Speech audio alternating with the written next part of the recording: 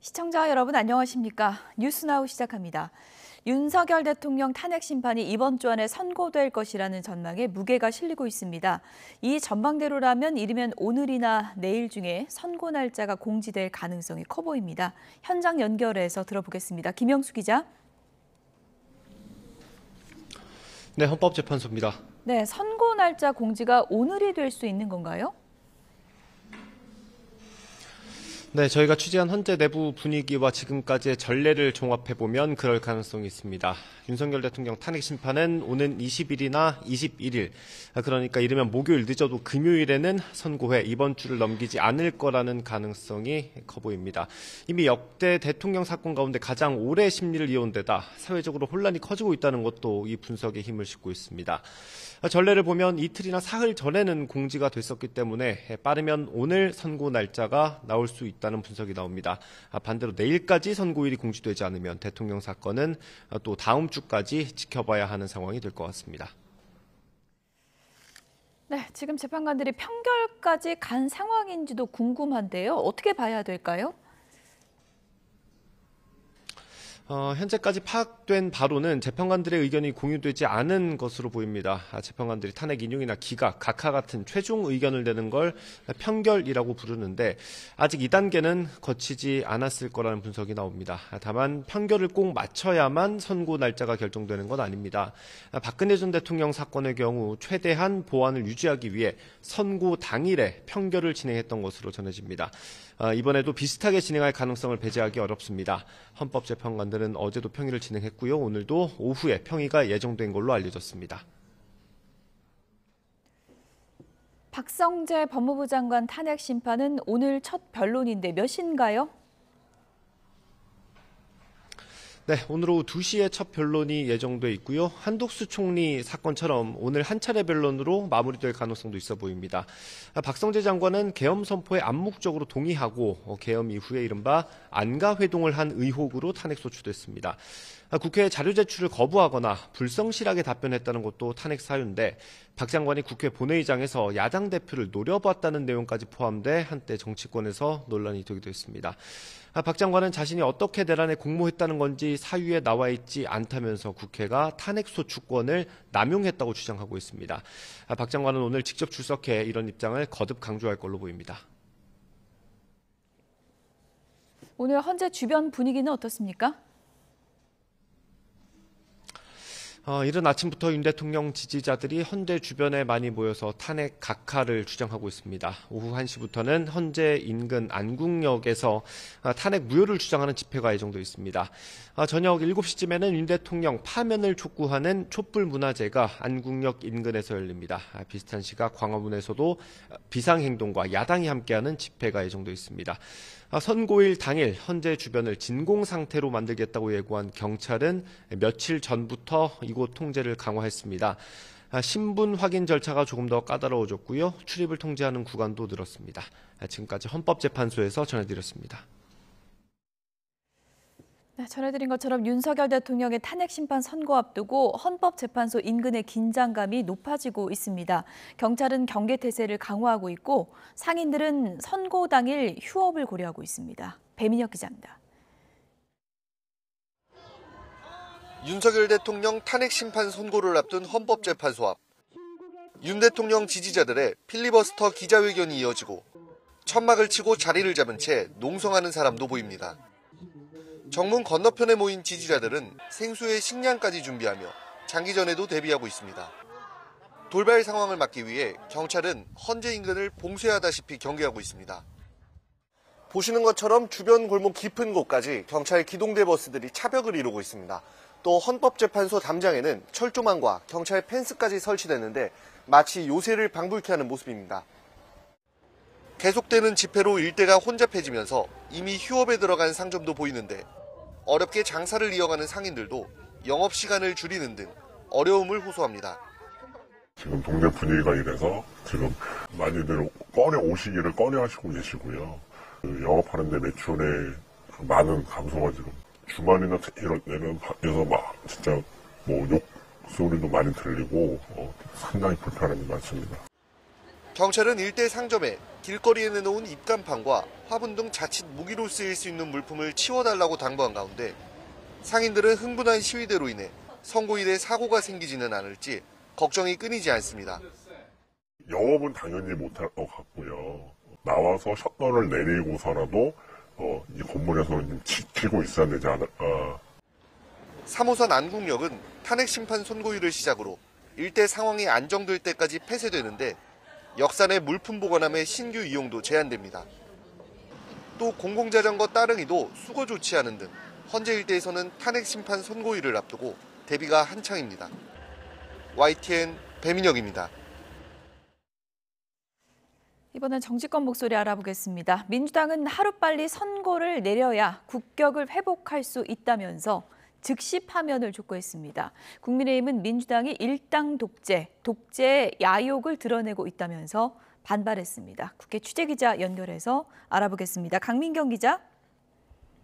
네, 국회에 나와 있습니다. 네, 선거 앞두고 여야 공세 수위도 거세지고 있는데요. 오늘 아침 회의에서 어떤 얘기들 나왔습니까? 네, 민주당은 세계 주요 분석기관이 한국의 자유민주주의 지수를 낮췄다는 점을 거론하며 민주주의의 국격이 무너지고 있다고 주장했습니다. 이는 독재 정권 뺨치는 윤 대통령의 폭정과 내란 사태 때문이라며 헌법재판소가 하루빨리 윤 대통령을 파면시켜야 한다고 목소리를 높였습니다. 3주째 숙고 중인 헌재를 향해 이젠 결론을 내려야 할 때라고 압박한 건데요. 들어보시겠습니다. 최종 변론이 끝난 지 오늘로 22일째입니다. 윤석열 파면으로 대한민국의 민주주의와 국격을 다시 회복해야 합니다. 헌법재판소는 신속하게 선고를 내려주십시오. 민주당은 마은혁 헌법재판관 후보자 임명을 보류하고 있는 최상목 대통령 권한대행을 향해서도 목소리를 높였습니다. 윤 대통령의 헌정 파괴를 수습하긴커녕 명태균 특검법을 거부하고 수사를 방해하고 혼란을 키우고 있다며 내일까지 마 후보자를 임명하라고 촉구했습니다. 국민의힘은 이 같은 민주당의 행동은 독재자와 다를 바가 없다고 날을 세웠습니다. 특히 민주당 박홍근 의원이 발의한 정당법 개정안을 정조준하며 사실상 북한식 독재와 다름없는 짓이라고 반발했습니다. 이 법안은 대통령이 내란이나 외환 혐의로 형을 확정받으면 소속 정당이 정당 해산 심판을 받도록 하는 내용 등을 골자로 하는데 일당 독재를 향한 민주당의 야욕을 고스란히 보여준다는 겁니다. 민주당이야말로 내란 동조 세력이란 비판도 이어갔습니다. 민주당이 지난 총선 진보당과 선거 연합을 했다는 사실과 이재명 대표가 대북 송금 사건으로 재판을 받는다는 점을 근거로 들었는데 들어보시겠습니다. 만약 이재명 대표가 대북 송금을 주도한 것이 사실로 드러나면 이적의 수괴라고 지탄받아야 마땅할 것입니다. 이러한 행태야말로 자유민주주의 체제를 전복시키는 입법 내란입니다. 오늘 국회에서 여야 원내대표 회동이 진행되고 있는데 어떤 내용이 주로 논의될까요? 오전 11시부터 국민의힘 권성동, 민주당 박찬대 원내대표가 우원식 국회의장 주재로 만나고 있습니다.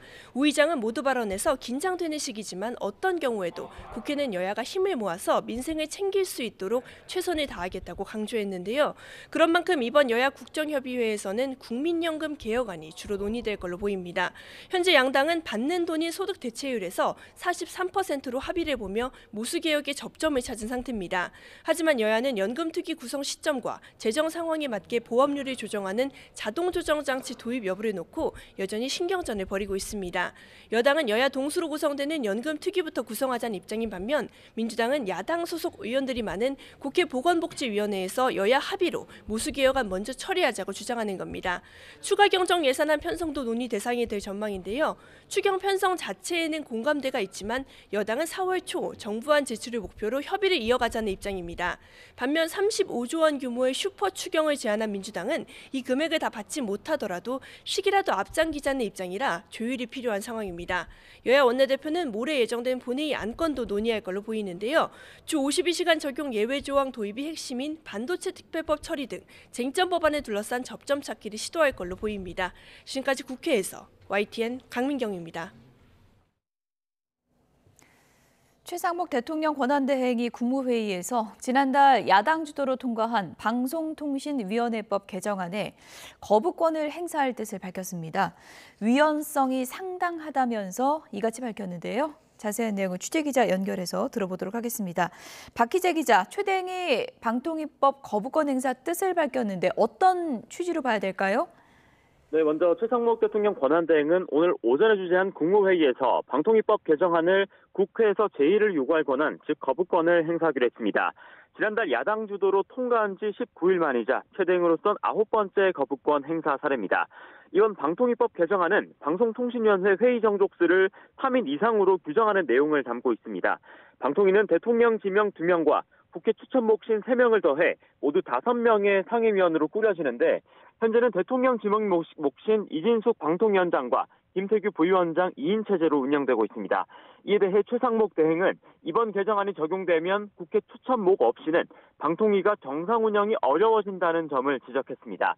정부의 행정권을 국회가 침해한다며 3권 분리 원칙을 훼손한다는 이유로 작년에도 거부권을 행사한 사례를 언급하기도 했습니다. 특히 방통위는 합의제 중앙행정기관인데 개정안대로 개의 요건을 엄격히 규정하면 개회조차 할 수 없고 그런 전례도 없다고 덧붙였습니다. 이와 함께 이번 방통위법 개정안엔 국회가 추천한 후보를 30일 안에 임명하지 않으면 임명된 거로 간주된다는 내용도 포함됐습니다. 최상목 대행은 이 점이 대통령의 임명권을 실질적으로 침해한다고 말한 뒤 결국 위헌성이 상당하다며 국회에 제의를 요청했습니다. 지금까지 정치부에서 YTN 박희재입니다. 비상계엄 사태와 관련해서 내란 혐의로 기소된 김용현 전 국방부 장관 등의 첫 번째 공판 기일이 열렸습니다. 김 전 장관과 노상원 전 사령관은 정당한 계엄 사무를 수행했을 뿐이고 법리적으로는 내란죄가 성립하지 않는다고 주장했습니다. 김태형 기자입니다. 내란 중요임무 종사 혐의로 구속 기소된 김용현 전 국방부 장관과 노상원 전 정보사령관, 김용군 전 헌병대장의 첫 공판 기일이 서울중앙지법에서 열렸습니다. 공소사실 요지 진술에 나선 검찰은 김 전 장관이 윤석열 대통령 등과 공모해 헌법기관을 장악해 권능 행사를 불가능하게 하고 헌법과 법률 기능을 없애려는 국헌문란의 목적을 갖고 비상계엄을 선포했다고 주장했습니다.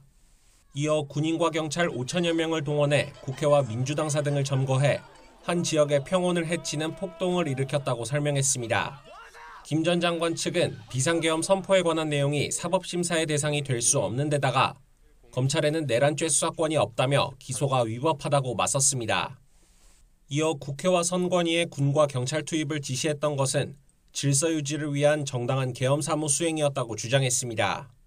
김 전 장관도 직접 발언에 나서 검찰의 공소사실을 부인하고 나섰습니다. 다만 체포조 의혹과 관련해선 합동수사본부 구성에 몇 시간이 걸릴 것이라는 여인영 전 방첩사령관의 보고에 그때 돼야 체포가 이뤄지겠구나라고 답했다고 설명했다가 재판부가 더불어민주당 이재명 대표 등을 체포하라고 말하기는 했다는 것이냐고 물어보자 황급히 아니라고 답하기도 했습니다. 내란 비선 의혹을 받는 노 전 사령관과 햄버거집 계엄회동 참가자인 김 전 대령도 내란죄 성립 여부에 대해 김 전 장관과 입장을 같이 한다며 혐의를 전면 부인했습니다. 재판부는 오늘 27일부터 다음 달 24일까지 4차례 기일에서 증인신문을 진행하기로 했습니다. 또 윤 대통령 사건도 준비 절차가 끝난 뒤 병합하겠다는 뜻을 내비친 가운데 내란 재판 심리가 본격화하는 모습입니다. YTN 김태원입니다. 경찰이 김상훈 대통령 경호처 차장에 대해 4번째 구속영장을 신청했습니다. 검찰이 잇따라 영장을 반려한 건 부적절하다는 영장심의위원회 권고가 있었던 만큼 이번엔 검찰이 영장을 청구할지 주목됩니다. 부장원 기자입니다. 경찰 특별수사단이 김성훈 대통령 경호처 차장과 이광우 경호본부장에 대해 다시 구속영장을 신청했습니다. 김 차장의 경우 4번째, 이 본부장에 대해서는 3번째 신병 확보 시도에 나선 겁니다. 앞서 특수단은 윤 대통령 체포를 방해한 혐의로 두 사람에 대한 구속영장을 신청했지만 번번이 검찰에서 막혔습니다. 하지만 지난 6일 경찰 요청으로 열린 서울고검 영장심의위원회가 두 사람에 대해 영장을 청구하는 게 타당하다고 검찰에 권고하면서 상황이 바뀌었습니다. 다시 신병 확보를 시도해볼 만한 여건이 마련된 건데 경찰은 열흘 넘게 재신청 시점을 고심해왔습니다. 지난 7일 윤 대통령이 구속 취소로 석방되면서 경호처 강경파와 증거인멸에 나서는 것 아니냐는 우려도 나왔지만 동시에 김 차장 등이 대통령 경호를 이유로 불구속 수사 필요성을 주장할 가능성도 커졌기 때문입니다. 경찰 내부에서는 윤 대통령 탄핵 심판 선고를 기다려보자는 의견이 힘을 얻었는데 예상과 달리 선고일 지정이 늦어지면서 더는 미룰 수 없게 됐습니다. 특수단 관계자는 그동안 경호처 관계자들을 상대로 보완 수사를 벌여 구속이 필요한 사유 등을 더 정교하게 다듬었다고 설명했습니다. 이제 공은 검찰에 넘어갔는데 검찰 관계자는 구속영장 청구 여부는 경찰의 영장 신청서를 검토한 뒤 결정할 거라는 원론적 답변만 내놨습니다. YTN 부장원입니다.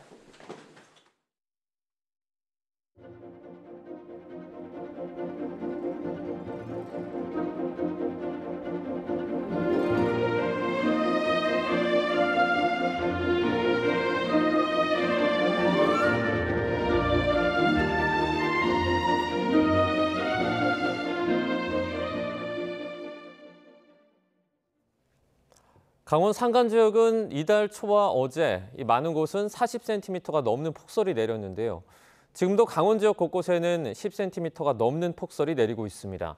취재기자 연결합니다. 홍성욱 기자. 네, 강원도 춘천 소양호에 나와 있습니다. 네, 그곳에도 눈이 많이 내렸습니까? 네, 그렇습니다. 밤사이 10cm가 넘는 많은 양의 눈이 내렸습니다. 지금도 보이는 것처럼 계속해서 약하게 눈발이 흩날리고 있는데요. 2시간 전에는 저희가 의하모 일대에서 눈 소식을 좀 전해드렸는데 지금은 장소를 좀 옮겨봤습니다. 소양강댐 정상 인근으로 좀 올라와 봤는데요. 온통 새하얀 눈 세상입니다. 제 뒤로 보이는 이 소나무에도 새하얀 눈꽃이 곱게 내려앉았고요. 이렇게 나뭇가지마다 곱게 눈꽃이 피어났습니다. 3월 중순에는 쉽게 보기 어려운 모습인데 보이는 것처럼 하얀 눈꽃이 피어난 겁니다. 계절이 다시 한겨울로 돌아간 모습입니다. 이번 눈은 습기를 잔뜩 머금은 무거운 습설입니다. 농촌 지역에서는 축사나 비닐하우스 등 시설물 피해 없도록 각별하게 신경 쓰셔야겠습니다. 또 내린 눈으로 도로가 미끄럽습니다.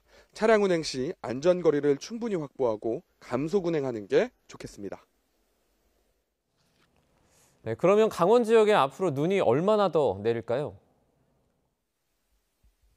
네, 눈은 오늘 밤까지 최대 30cm가 넘게 많은 양의 눈이 더 내릴 전망입니다. 강원 산지와 동해안 지역은 이미 지난 주말과 어제까지 최대 40cm가 넘는 많은 양의 눈이 쏟아지기도 했는데요. 일부 지역에서 차량 고립과 전기가 끊기는 등 폭설 피해가 잇따르기도 했습니다. 다행히 밤사이 내린 눈으로 인한 피해는 아직 없지만 눈이 계속해서 내리고 있어 눈길 사고나 시설물 붕괴 등 폭설 피해가 우려되고 있습니다. 다만 이번 눈은 메마른 강원 산지에 산불 걱정을 덜어주는 고마운 눈이기도 합니다. 매년 이맘때면 산이 바싹 메말라 산불 걱정이 컸습니다. 실제로 지난주까지 강원 지역 곳곳에서 크고 작은 산불이 이어지기도 했습니다. 강원 산지를 중심으로 40cm가 넘는 폭설이 쏟아지면서 당분간 산불 걱정을 덜겠습니다. 지금까지 강원도 춘천에서 YTN 홍서욱입니다. 때 아닌 북극 한파로 밤사이 계절의 시계가 한겨울로 되돌아갔습니다.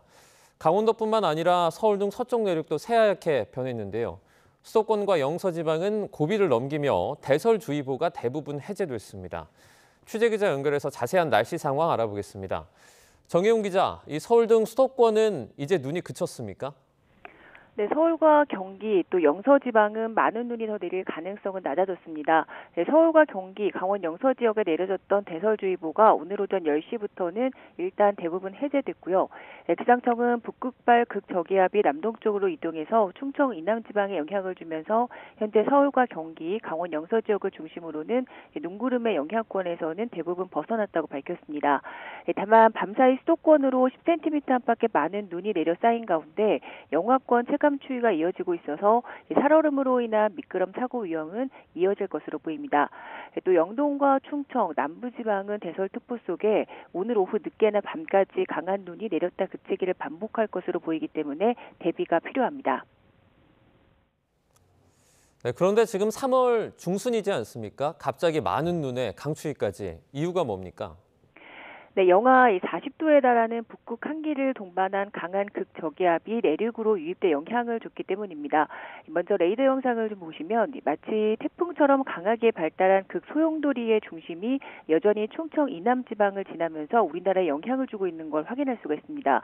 이 때문에 현재 반시계 방향으로 회전하는 소용돌이의 가장자리 부분, 이 분홍색으로 나타나 있는데요. 이 강원 북부 쪽과 충북, 또 전북 등 이 경계선 부분 쪽으로는 여전히 눈이 내리고 있고, 또 소용돌이 가장 부분 쪽으로 휴전선 인근 지역인데요. 또 충청 남부와 전북, 또 서해와 동해 쪽으로는 바람이 무척 강하게 불고 있는 상황입니다. 오늘 이 극저기압이 우리나라를 통과해서 나갈 때까지는 내륙과 해안 또 해상 지역을 중심으로 태풍급 돌풍이 지속할 수 있습니다. 경계를 늦추지 마시기 바랍니다. 또 이틀째 이어지고 있는 영하권 꽃샘추위는 내일까지 하루 더 이어지겠습니다. 이후 목요일 이후에는 예년 기온을 회복하면서 계절이 점차 제자리를 되찾을 것으로 보입니다. 지금까지 과학기상부에서 YTN 정혜윤입니다. 수도권에 내린 폭설로 인해서 의정부 경전철 운행이 중단되면서 출근길 시민들이 한때 불편을 겪었습니다. 의정부 경전철 측은 열차를 감지하는 선로 신호기마다 눈이 쌓이면서 오늘 새벽 5시 20분쯤부터 2시간가량 모든 구간에 전동차 운행을 멈췄었다고 밝혔습니다. 이후에 신호기 위에 내려앉은 눈을 모두 치운 뒤 아침 7시 20분쯤부터 운행을 정상화했다고 설명했습니다. 오늘 아침 7시 50분쯤 경남 함양군 서상면 대전통영고속도로 통영 방면 서상 나들목 부근에서 5톤 화물차가 눈길에 미끄러지면서 넘어졌습니다. 50대 운전자는 다치지 않았습니다. 함양군에는 오늘 새벽 2시부터 대설주의보가 발효됐습니다. 구제역 확산 우려가 커지고 있습니다. 전남 영암의 한우 농장 3곳에서 구제역이 추가로 확인됐는데요. 방역당국은 모든 시군의 축산 농가에 백신 접종을 서두르고 있습니다. 현장에 있는 취재기자 연결합니다. 오선열 기자. 네, 전남 영암에 나와 있습니다. 네, 지금 방역 작업이 진행되고 있습니까? 네, 그렇습니다. 이 농장은 한우 193마리를 키우고 있는데요. 이 가운데 소 1마리가 침 흘림과 식욕 부진 증상을 보여 농장주가 방역당국에 신고했습니다. 결국 구제역 확진 판정을 받고 지금은 농장으로 진입하는 길이 통제됐습니다. 밤사이 추가 확진된 이곳 농장은 지난 13일 구제역이 처음 발생했던 1차 농장과 500m 정도 떨어진 곳입니다. 전라남도는 특정 사료 차량이 농장들을 오고 가면서 바이러스가 감염됐을 가능성을 보고 역학 조사를 이어가고 있습니다. 영암의 다른 한우 농장 2곳도 구제역이 추가로 확인됐는데요. 2곳 모두 1차로 구제역이 발생한 농장과 1.8km, 지난 14일 3차로 확진된 농장과는 불과 10m 정도입니다. 지금까지 구제역 발생 농가는 영암 7곳, 무안 1곳 등 모두 8곳입니다. 구제역 추가 발생 농장에선 간이키트 양성 반응이나 임상 증상이 있는 개체만 매몰 처분하고 있는데요. 지난 2023년 충북에서 구제역이 확산했을 때도 첫 발생 후 열흘 안으로 감염이 집중되면서 방역당국은 바짝 긴장하고 있습니다. 영암을 포함해 무안과 나주 등 인접한 10개 시군은 구제역 심각 단계가 유지되고 있습니다. 이와 함께 구제역 위험지역을 중심으로 전남 22개 모든 시군의 긴급 백신 접종이 진행되고 있는데요. 전라남도는 백신 접종 후 항체가 형성되는 일주일이 고비로 보고 방역에 최선을 다하고 있습니다. 지금까지 전남 영암에서 YTN 오선열입니다. 미국 에너지부가 한국을 민감국가로 지정한 이후에 관심이 집중되는 가운데 미국 에너지부 산하 연구소 직원이 한국으로 원자로 설계 소프트웨어를 유출하려다 적발된 사실이 확인됐습니다. 에너지부 감사관실이 미 의회에 제출한 보고서를 보면 아이다호 국립연구소 계약직 직원이 수출 통제 대상인 정보를 소지한 채 한국으로 향하는 항공기에 탑승하려다 적발돼 해고됐습니다. 감사관실은 해당 직원이 소지한 한 정보는 아이다호 국립연구소가 소유한 원자로 설계 소프트웨어로 특허 정보에 해당한다고 설명했습니다. 정부는 미국 에너지부가 우리나라를 민감국가에 포함한 것은 산하 연구소 보안 관련 문제 때문이라고 밝혔습니다. 추측으로 떠돌던 핵무장론이나 비상계엄 등의 영향은 아니라는 건데 정작 보안 문제에 우리나라가 어떻게 연관돼 있다는 건지는 설명하지 않았습니다. 홍성기 기자입니다. 정부는 미국 에너지부가 한국을 민감 국가로 포함시킨 이유는 보안 문제 때문이라고 밝혔습니다. 미국 측과 접촉해 배경을 파악한 결과 외교 정책상의 문제가 아니라 미 에너지부 산하 연구소에 대한 보안 관련 문제가 이유로 파악됐다는 겁니다. 외교 정책상의 문제가 아니라는 건 비상계엄 선포나 대통령 탄핵 사태와는 관련이 없다는 점을 강조하기 위한 것으로 보입니다. 또 정치권 등 일부에서 제기된 핵 무장론 때문이라는 주장에도 선을 그은 것으로 해석됩니다. 최근 들어서 달라진 것은 한국 내에서 약간 무차별적으로 제기되고 있는 핵무장론, 그 이슈가 좀 크게 작동을 하지 않았나라고 하는 의심은. 정부는 또 민감국가 리스트에 올랐다고 해서 한미 간 공동 연구 등 기술 협력에 큰 영향이 없을 것이라는 점을 미국이 확인했다고 강조했습니다. 그렇다고 우리나라가 포함된 기타 지정 국가에 요구하는 연구진 이력서 45일 전 제출 의무 등을 면제한다는 얘기는 없습니다. 무엇보다도 연구소 보안 관련 문제라는 것이 정확히 어떤 건지는 여전히 의문입니다. 한국의 어떤 점이 미 에너지부 산하 연구소의 보안 문제에 저촉되는지를 설명하지 않은 겁니다. 정부는 단지 과거에도 한국이 민감국가 리스트에 포함됐다가 미국 측과의 협의로 제외된 선례가 있다고 밝혔습니다. 그러면서 이번 문제 해결을 위해 지속적으로 노력해 나갈 계획이라고 밝혔는데 일단 다음 달 15일부터 우리나라가 민감국가에 포함되는 건 기정사실화하는 분위기입니다. YTN 홍성기입니다.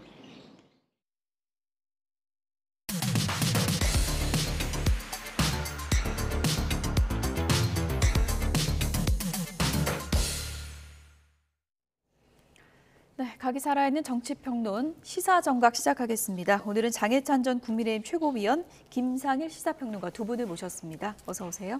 안녕하세요. 네, 현재 결정의 시간이 다가오고 있는데 언제쯤일지 추측만 무성합니다. 장해찬 전 최고위원 나와 계신데요. 어제쯤 평이 마무리되고 평결 들어갈 것이다.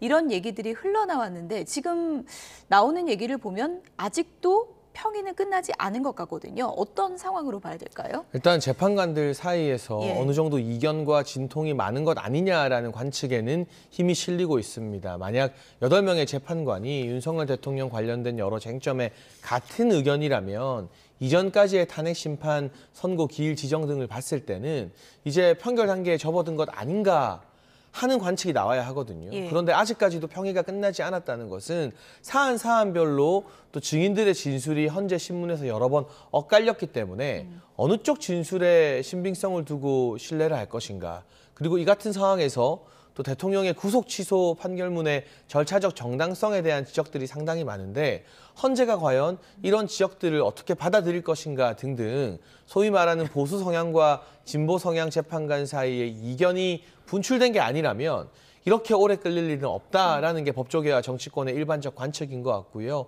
다만 뭐 선고가 이번 주 금요일일 것이다, 아니다 다음 주로 갈 것이다라는 전망은 다분히 개인적이라고 봐요. 예. 정치권에서도 소위 여러 지라시들이 돌아다니지만 이런 엄중한 사안에서 헌재 평의 내용이 외부로 쉽게 유출될 거라고는 상상하기가 어렵습니다. 그렇죠.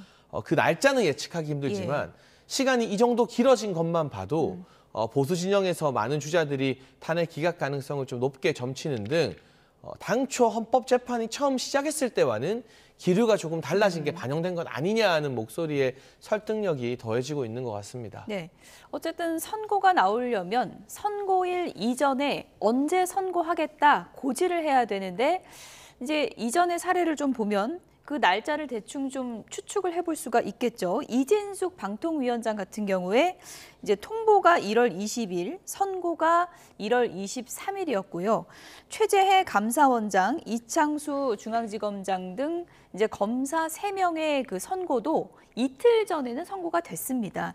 그러니까 이틀이나 사흘 전에는 이제 고지를 한다는 점을 봤을 때 이번 주 금요일에 나오려면 오늘이나 내일 중에는 고지가 있어야 되는 거예요? 그렇죠. 예. 네, 맞습니다.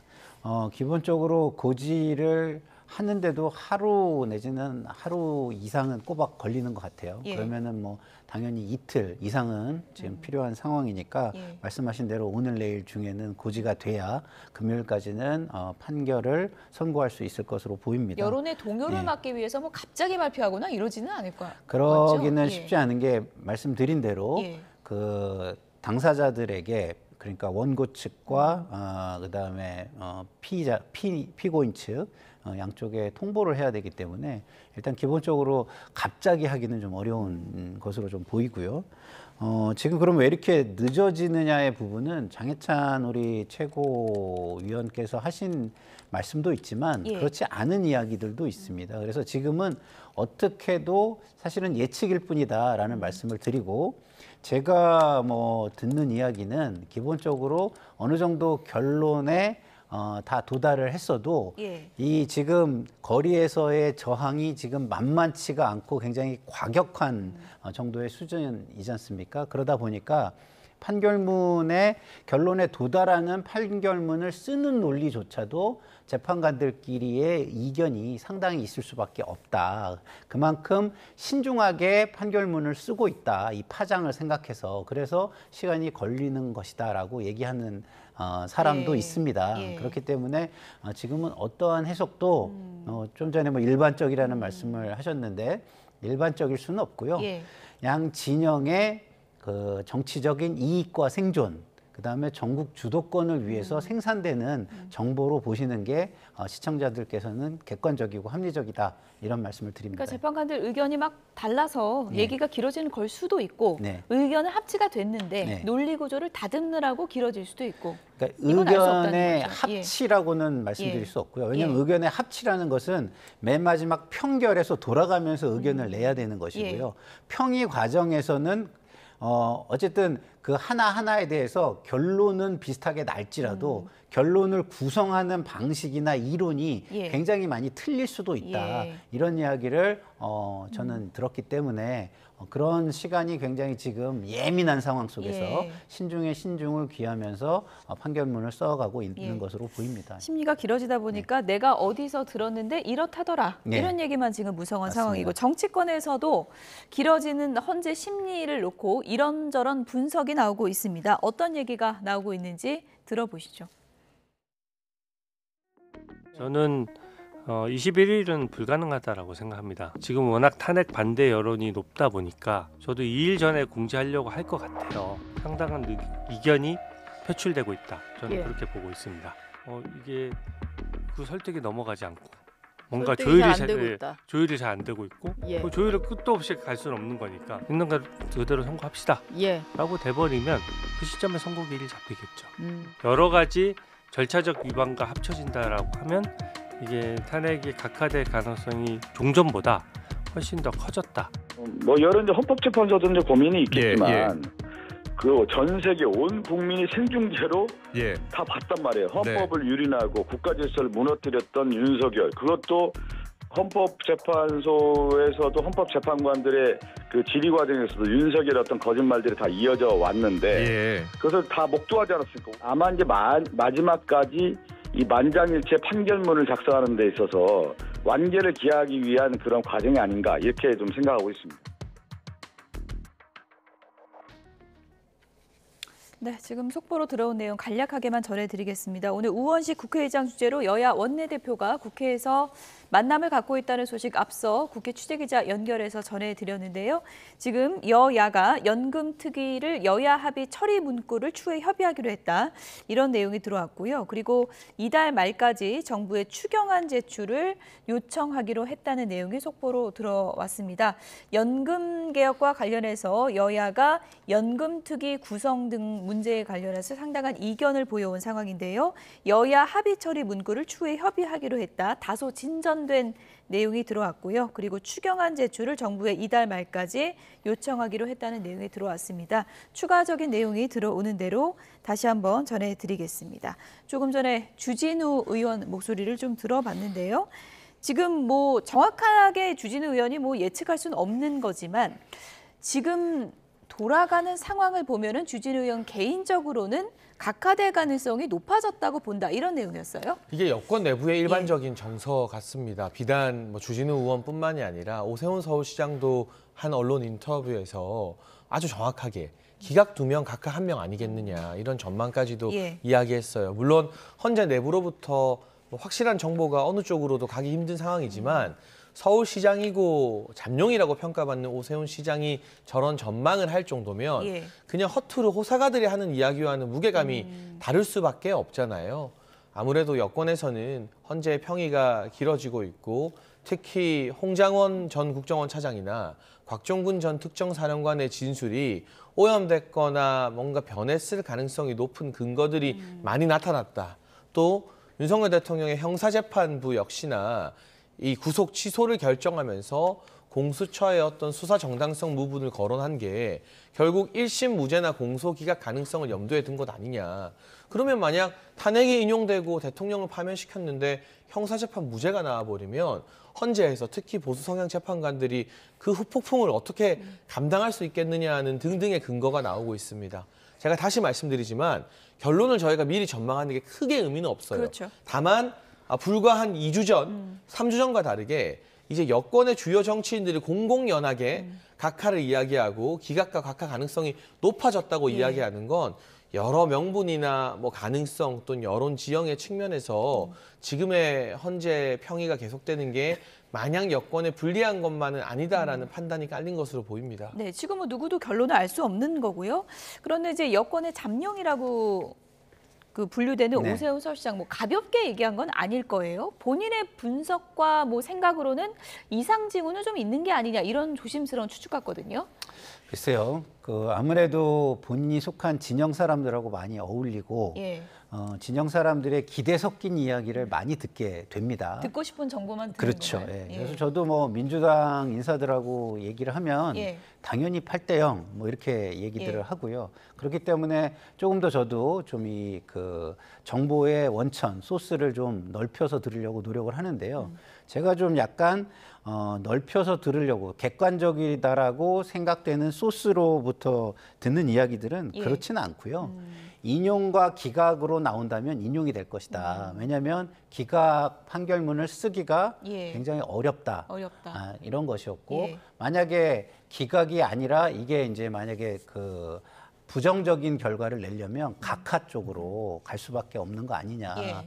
저는 오히려 이렇게 얘기를 듣기 때문에 뭐 듣는 소스가 너무 다양해서 결론을 내리기는 굉장히 어렵다는 말씀을 다시 한번 드리고요. 지금은 각자가 본인의 기대 섞인 이야기들을 하고 있는 것이 아닌가라고 보는 것이 가장 합리적이라고 저는 생각을 합니다. 저는 개인적으로는 8대0을 확신하고 있고요. 어쨌든 뭐 결론이 어떻게 됐든 지금 민주당 목소리를 좀 들어보면 이재명 대표는 오늘 이런 글을 SNS에 올렸습니다. 빨리 결론을 내야 된다. 오늘 박성재 장관 탄핵 심판 변론을 시작하는 것은 어느 국민이 납득하겠냐 이렇게 반박을 했거든요. 그 부분은 민주당의 무리한 탄핵을 헌재가 그동안 빠르게 결론 내리지 않은 부분인 것이고 박성재 장관 탄핵 심판 변론을 시비 삼는 것은 최재해 감사원장과 이창수 중앙지검장 탄핵이 전부 다 8대0으로 기각되지 않았습니까? 같은 논리라면 박성재 장관의 탄핵도 기각이 확실해 보이기 때문에 민주당의 무리한 탄핵에 대해서 국민들이 더 들고 일어나거나 알게 되는 것을 원하지 않는 좀 떳떳하지 못한 발언이다. 이게 문제가 될 것 같으면 그럼 누가 탄핵시키라고 억지로 등 떠밀었나요? 민주당이 탄핵시키고 소추사위에 박성재 장관이 이재명 대표 째려봤다라는 말도 안 되는 이유도 넣지 않았습니까? 결국 도둑이 재발절인 격이라고 볼 수밖에 없고요. 아마 대통령 변호인단에서도 빠른 헌재 선고를 지금 요구하고 있는 상황입니다. 각자가 탄핵 기각 각하 내지는 인용이라고 서로 어떤 믿음의 성을 쌓아 올리고 있기 때문에 헌재가 빠르게 판단 내리는 게 맞다라는 이야기를 보수에서도 같이 하고 있어요. 다만 평상시에 이제 보수 진영에서 헌재에게 공정한 사법 절차를 요구할 때 헌재에게 무슨 말 한마디만 지적하면 사법부 불신하는 것처럼 막 극우다 폭도다 했던 민주당에서 이제 와서 장애 집회나 단식 삭발 그리고 대표의 저런 공공한 발언으로 헌재를 압박하는 것은 과연 뭔가 불리하니까 똑같은 모습 보여주는 거 아닌가.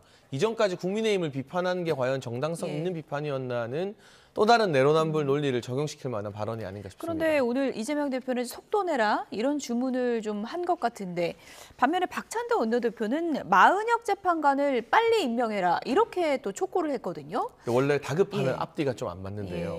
만약에 마은혁 재판관이 임명되면 변론에 들어가느냐 마느냐, 즉 변론 갱신을 하느냐 아니면 마은혁 재판관만 이번 선고에서 제외시키느냐로 헌재가 그 결정을 또 내리는데 한 며칠에서 일주일 숙고해야 되고요. 민주당은 제외시키는 걸 원하는 시나리오는 아니지 않겠습니까?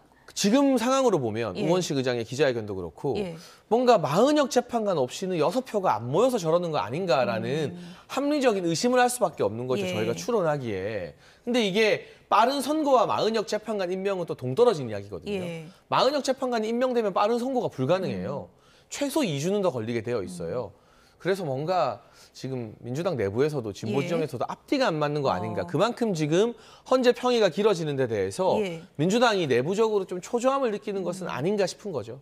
박찬대 원내대표가 오늘도 또 강조를 한 거예요. 마은혁 재판관 임명하라. 그리고 이재명 대표는 SNS에 빨리 해야 된다라고 했는데 이게 좀 앞뒤가 안 맞는 거 아니냐 이렇게 생각할 수도 있어서요. 어떻게 보세요? 글쎄요. 앞뒤가 안 맞는 것까지는 저는 아닌 것 같고요. 기본적으로 자기한테 유리한 것을 좀 더 주장하는 거는 모든 사람들의 인지상정입니다. 마은혁 재판관은 사실상 민주당에서 추천한 인사잖아요. 그럼 민주당에서 추천한 인사에 대한 믿음은 더 있을 수밖에 없는 것이고 그런 사람이 한 사람 더 들어오면 조금 더 상황을 다져갈 수 있는 거 아닌가라는 생각을 할 수밖에 없고. 그럼 한두 주 늦어져도 마은혁 재판관이 들어갔으면 좋겠다 이런 건가요? 그런 거는 전 아닐 거라고 봅니다. 동시에 이제 해도 이게 우리한테 불리하지 않은 카드다라고 하는 것이죠. 그래서 지금 헌재 재판이 빨리 이루어지기를 바라지만 늦어지고 있는 상황에서 마은혁 재판관이 들어가면 뭐 그것이 나쁠 거 없고 오히려 유리한 상황 아니겠습니까? 그래서 이 두 가지를 강조해가지고 동시에 주장을 해도 별로 무리가 없다고 판단하는 것이라고 저는 생각을 하고 그다음에 헌재 재판은요. 마은혁 재판관과 상관없이 빨리 나와야 됩니다. 왜냐하면 경제가 너무너무 어렵습니다. 지금 저는 이제 경제 분야를 오래 했고 그쪽 사람들 위주로 많이 만남을 가지는데 지금 국정 정상화가 되지 않으면 지금 우리나라의 미래 자체가 지금 어디로 갈지 굉장히 두려워하는 사람들이 너무나 많습니다. 그런 차원에서 뭐 정치권뿐만 아니라 경제계에서도 빠른 판단을 지금 원하고 있다는 것을 헌재 재판관들께서 조금 더 인식해 주셨으면 좋겠다는 생각이 듭니다.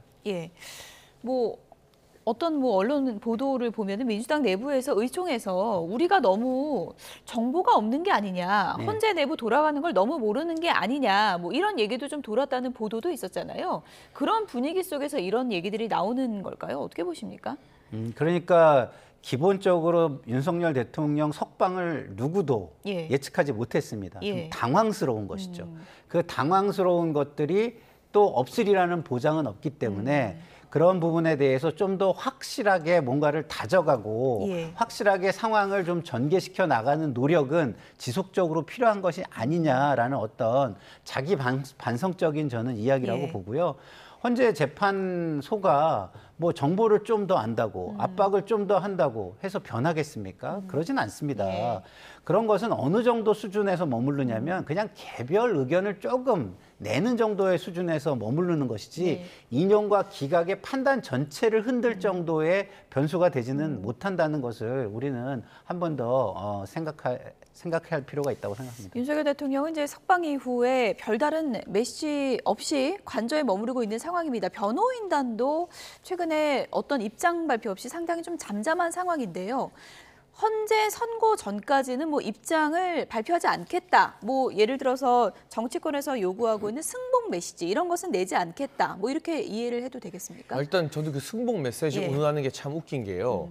이재명 대표는 자기 재판에 대해서 승복하고 공직선거법에서 출마 못하게 되면 나 대선 안 나오겠다 이런 메시지 냅니까? 저는 재판 결과가 나오면 승복하고 말고를 따지는 것 자체가 대한민국 사법체계에서 무의미한 일인데 이게 일종의 탄핵 인용을 승복해라라고 민주당이 막 몰아붙이는 그 구도에 대통령을 지금 향해서 정치적 공격을 하는 것이지 반대로 이재명 대표 자기 재판 승복하라고 하면 하냐고요. 그러니까 이게 굉장히 의미 없는 논란이고 윤석열 대통령이 관저로 복귀해서 첫날 이제 일부 정치인들에게 감사 메시지 그동안 고생했다는 것 외에는 일절 정치적 메시지 안 내고 있잖아요. 지금 국민적 갈등이 심각한 상황이기 때문에 조용히 헌재 선고를 기다리면서 이 갈등 봉합이나 국민 통합에 대한 구상을 하고 있는 것 같아요. 다만 윤석열 대통령이 석방됐을 때 많은 민주당 정치인이나 방송인들이 뭐 대통령이 이제 광화문 집회에 나올 것 같다, 뭐 관저 정치를 재개한다, 어쩐다, 온갖 그냥 설왕설래로 확인되지도 않은 근거 없는 추측으로 비난과 비판을 했지 않습니까? 근데 실상은 지난 열흘 동안 잠잠하잖아요. 그러면 그렇게 추측성으로 대통령을 비판하는 발언을 했던 분들도 조금 뜨끔하거나 반성을 했으면 좋겠고요. 저는 옳은 방향의 태도라고 생각을 합니다. 지금 윤석열 대통령 측도 내고 싶은 메시지가 왜 없겠습니까? 다만 현재 구도에서 어떤 메시지를 내게 되면 그게 헌재 판결을 앞두고 국민 갈등을 더 증폭시킬 수 있기 때문에 헌재 판결 이후에 국민 통합까지 염두에 둔 일종의 낮은 자세라고 보는 게 맞고요. 지금의 어떤 적절한 태도가 헌재 선고까지 저는 계속해서 유지되지 않을까 싶습니다. 헌재를 자극하지 않는다는 변호인단의 뭐 일종의 전략으로도 볼 수 있습니까? 그건 변호인단의 판단이니 제가 예측할 수는 없는데 그보다는 임계점에 다다른 국민 갈등을 조금 걱정하는 것이 아닐까 싶네요. 어쨌든 뭐 헌재의 선고에 따라서 다양한 시나리오가 가능한데 정치권에서는 윤석열 대통령이 뭐 만약에 인용이 돼서 조기 대선이 있다면 사저 정치도 이어갈 것이다. 뭐 이런 얘기들도 나오고 있습니다. 들어보시죠. 전 대통령에 대한 확신이 있습니다. 아주 강한 공격 모드로 나서실 거라는 거를. 그럼 아크로비스타에서 사저 정치를 하시겠죠. 동훈아 너는 오지 마. 이 김 장관 여기 식사만 하러 오시고. 뭐 이런 거. 국민의힘의 조기 대선에 실질적인 개입을 할 거다. 그렇죠. 사저 출입 여부 같은 걸로 자신의 윤심을 드러내려고 할 텐데 저는 그 거목이 쓰러지고 난 다음에 그 거목을 얼마나 추종할지는 좀 지켜봐야 될 것 같습니다. 정치는 비정한 세계이기 때문에 지금은 윤석열 대통령의 마음속에 동훈아 오지 마 이러겠지만은 역설적으로 나중에 가서는 거꾸로 본인이 먼저 얘기된 상황이 올 수도 있다. 그리고 탄핵 찬성했던 반대했던 친윤이든 비윤이든 지금 겉으로 내놓고 얘기는 못하지만 속으로 끙끙 앓고 있는 게 만약에 탄핵이 인용됐을 때 윤 대통령이 어떻게 나올 것인가. 그래서 상황 정치가 시작되는 것 아닌가. 그러니까 인용이 되면은 전 대통령이 되잖아요. 전 대통령인데 여전히 이 본인의 영향력 행사. 그걸 하지 않겠느냐. 뭐 윤심이 윤심 뭐 후보를 만든다든가. 뭐 이런 식의 이른바 상황 정치가 있을까 없을까. 있으면 어느 정도로 있을까. 사실 지금 국민의힘 내부에서는 겉으로는 얘기를 못해도 속으로는 다 그 점을 이리저리 우려하고 뭐 이러고 있는 것 같습니다. 뭐 여러 가지 시나리오별 추측이 나오고 있는 겁니다. 만약에 이제 인용이 돼서 조기 대선이 이제 펼쳐진다면 이준석 의원 표현을 그대로 빌리자면 사저에서 뭐 예를 들어 동훈아 너는 오지 마, 누구는 와 이렇게 하면서 상황 정치할 거 아니냐 이게 뭐 정치권에서 흘러나오는 얘기들이거든요. 어떻게 보십니까? 지금까지의 그 대통령이 하신 모습을 보면 그럴 가능성도 충분히 있다고 봐야죠. 왜냐하면 본인의 세력과 본인의 미래에 대한 설계와 계획을 계속 해나가겠다는 의지를 보이고 있잖아요. 그거는 이제 본인의 영향력을 잃지 않는 거하고 연동이 되는 것입니다. 그러면 본인의 영향력을 행사하기 위한 행위들을 하게 될 것인데요. 그거는 국민의힘의 대선에는 치명적인 패착으로 작용할 가능성이 좀 높다고 보는 것이 지난번 총선을 보십시오. 윤석열 정권이 조금만 참았다면 결과가 그렇게 참패로 나오지 않았을 겁니다. 근데 대통령이 이종섭 호주 대사 임명을 하면서 완전히 상황이 뒤집히게 되죠. 지금도 마찬가지입니다. 그때 이후에 국민들이 윤석열 정권에 대해서 지속적으로 지지를 보내지 않고 거기에 대해서 뭐랄까요, 부정적인 의견을 낸 이유는 윤석열 정권이 심판되지 않았다. 심판되지 않았기 때문에 여전히 반성을 하지 않고 과거의 어떤 독선과 독주의 모습을 계속하고 있다, 이런 건데요. 만약에 사조 정치를 하시면 그 이미지, 다시 말해서 윤석열 대 이재명의 구도, 이거는 계속 가게 되는 겁니다. 그러면 지난 대선과 구도가 똑같아지는 그렇죠, 똑같아지고 겁니까? 그리고 국민들은 계속해서 윤석열 정권의 심판은 끝나지 않았다라는 생각을 하게 될 것이기 때문에 야당에 대한 심판 심리는 일어나지 않을 가능성이 높다는 것입니다. 이건 이준석 의원의 상상력이지만 결국은 그런데 윤석열 대통령이 그렇게 되는 시나리오에서 한동훈 전 대표를 다시 찾게 될 것이다, 이런 추측이거든요. 그건 어떻게 보세요? 뭐 그거는 이제 정치에는 영원한 친구도 영원한 적도 없다고 하지 않습니까? 그래서 상황이 굉장히 안 좋게 된다. 그러니까 뭐 선거 조기 대선으로 흘러가는 상황이 안 좋게 돼서 다른 후보와 연대가 필요한 상황이 온다면은 그런 부분도 당연히 저는 생각하게 될 것이다라고 생각을 하는데요. 근데 어쨌든 이준석 대표가 일당에 거의 대표는 지금 현재 대표가 됐나요? 어쨌든 대표나 다름없는, 사실상의 대표나 다름없는 분이 저렇게 말씀을 하시는데 너무 시장에서 선술집에서 이렇게 이야기하듯이 저런 표현과 어떤 감성, 감정을 동원해서 얘기하는 건 좀 자제해 주셨으면 좋겠다, 이런 부탁을 드립니다. 이준석 의원은 지금 대표라기보다는 이제 단독 입후보 지금 대선전을 가장 먼저 지금 준비하겠다고 나선 그런 의원이라고 지금 얘기를 할 수 있을 것 같은데, 어쨌든 신지호 전 부총장, 만약에 조기 대선이 이루어진다면 윤심 후보 대 한동훈 구도가 될 것이다, 이런 전망인 거잖아요. 그건 어떻게 보세요? 일단 보수 진영에서는 대부분 탄핵 기각을 바라고 조기 대선에 선을 긋는데 유독 한동훈계 분들만 자꾸 조기 대선 가정을 하니까 한 전 대표 인기가 떨어지는데 이런 신지호 부총장 같은 분들이 한몫을 하고 있다라고 말씀을 드릴 수밖에 없고요. 저는 탄핵 인용을 전제로 윤석열 대통령이 어떤 정치적 행보를 할 것이다라는 전망 자체가 좀 무의미한 것 같아요. 앞서 말씀드렸지만 석방 이후에 관저 절차할 거다라는 전망이 또 다 틀렸잖아요. 아마도 국민 통합에 대해서 대통령으로서 우리가 하는 고민보다 훨씬 더 깊은 고민을 하고 있을 거라고 생각을 하고요. 국민의힘에서 사실은 주요 차기 주자들 중에 탄핵 반대를 크게 홍준표, 김문수, 원희룡 정도로 나누고 탄핵 찬성을 이제 한동훈, 오세훈으로 분류했습니다. 근데 오세훈 시장은 어제 인터뷰에서 소추를 내서 헌재 판단을 받자는 것이었지 나를 탄핵 찬성파로 묶지 말라고 했어요. 적극적 찬성 아니다, 이건가요? 네, 그러니까 탄핵 자체는 찬성하지 않는다라는 발언을 어제 인터뷰에서 하셨더라고요. 그 말은 무엇이냐? 지금 국민의힘과 보수 진영에서는 윤석열 대통령과 멀고 가깝고를 떠나서 적어도 탄핵이라는 기준에서 이거 찬성해버리면 당원들과 지지자들의 선택을 받기 어렵다는 공감대가 형성됐다는 게 어제 오세훈 서울시장 인터뷰로 좀 드러난 게 아닌가 싶습니다. 그렇다면 끝까지 탄핵은 할 수밖에 없었다라는 거를 한 전 대표가 고수할 때 그게 탄핵 찬성 반대 그룹과 한 전 대표의 싸움이 아니라 그냥 이 그룹 자체는 무의미하게 없어질 수도 있다, 묻힐 수도 있다, 저는 그런 고민을 해야 될 시점이라고 생각합니다. 이 부분은 어떻게 보세요? 윤석열 대통령 이제 석방 이후에 소위 말하는 이제 여권 장룡들의 행보가 좀 잦아든 게 사실이잖아요. 그렇죠. 그런데 만약에 조기 대선으로 가는 시나리오면 이렇게 되면은 국민의힘만 좀 불리해지는 거 아니냐, 이렇게 또 생각하는 분도 있거든요. 네, 저도 대선을 초기부터 해봤던 정치권에 몇 안 되는 사람일 텐데요.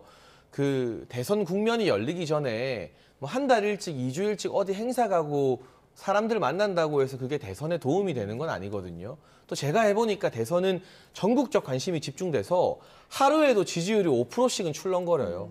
총선이나 지방선거에 대한 관심과는 차원이 다르기 때문에 후보 한 번의 말실수로 지지율이 출렁거리고 또 좋은 공약 하나로 지지율이 급등하기도 하는 너무 많은 변수가 있기 때문에 60일이라는 시간이 짧다면 짧겠지만 저는 국민들에게 검증받고 대선 후보로서 본인이 준비한 거 보여주기에 만약에 그 시간이 온다고 해도 충분한 시간이라 생각합니다.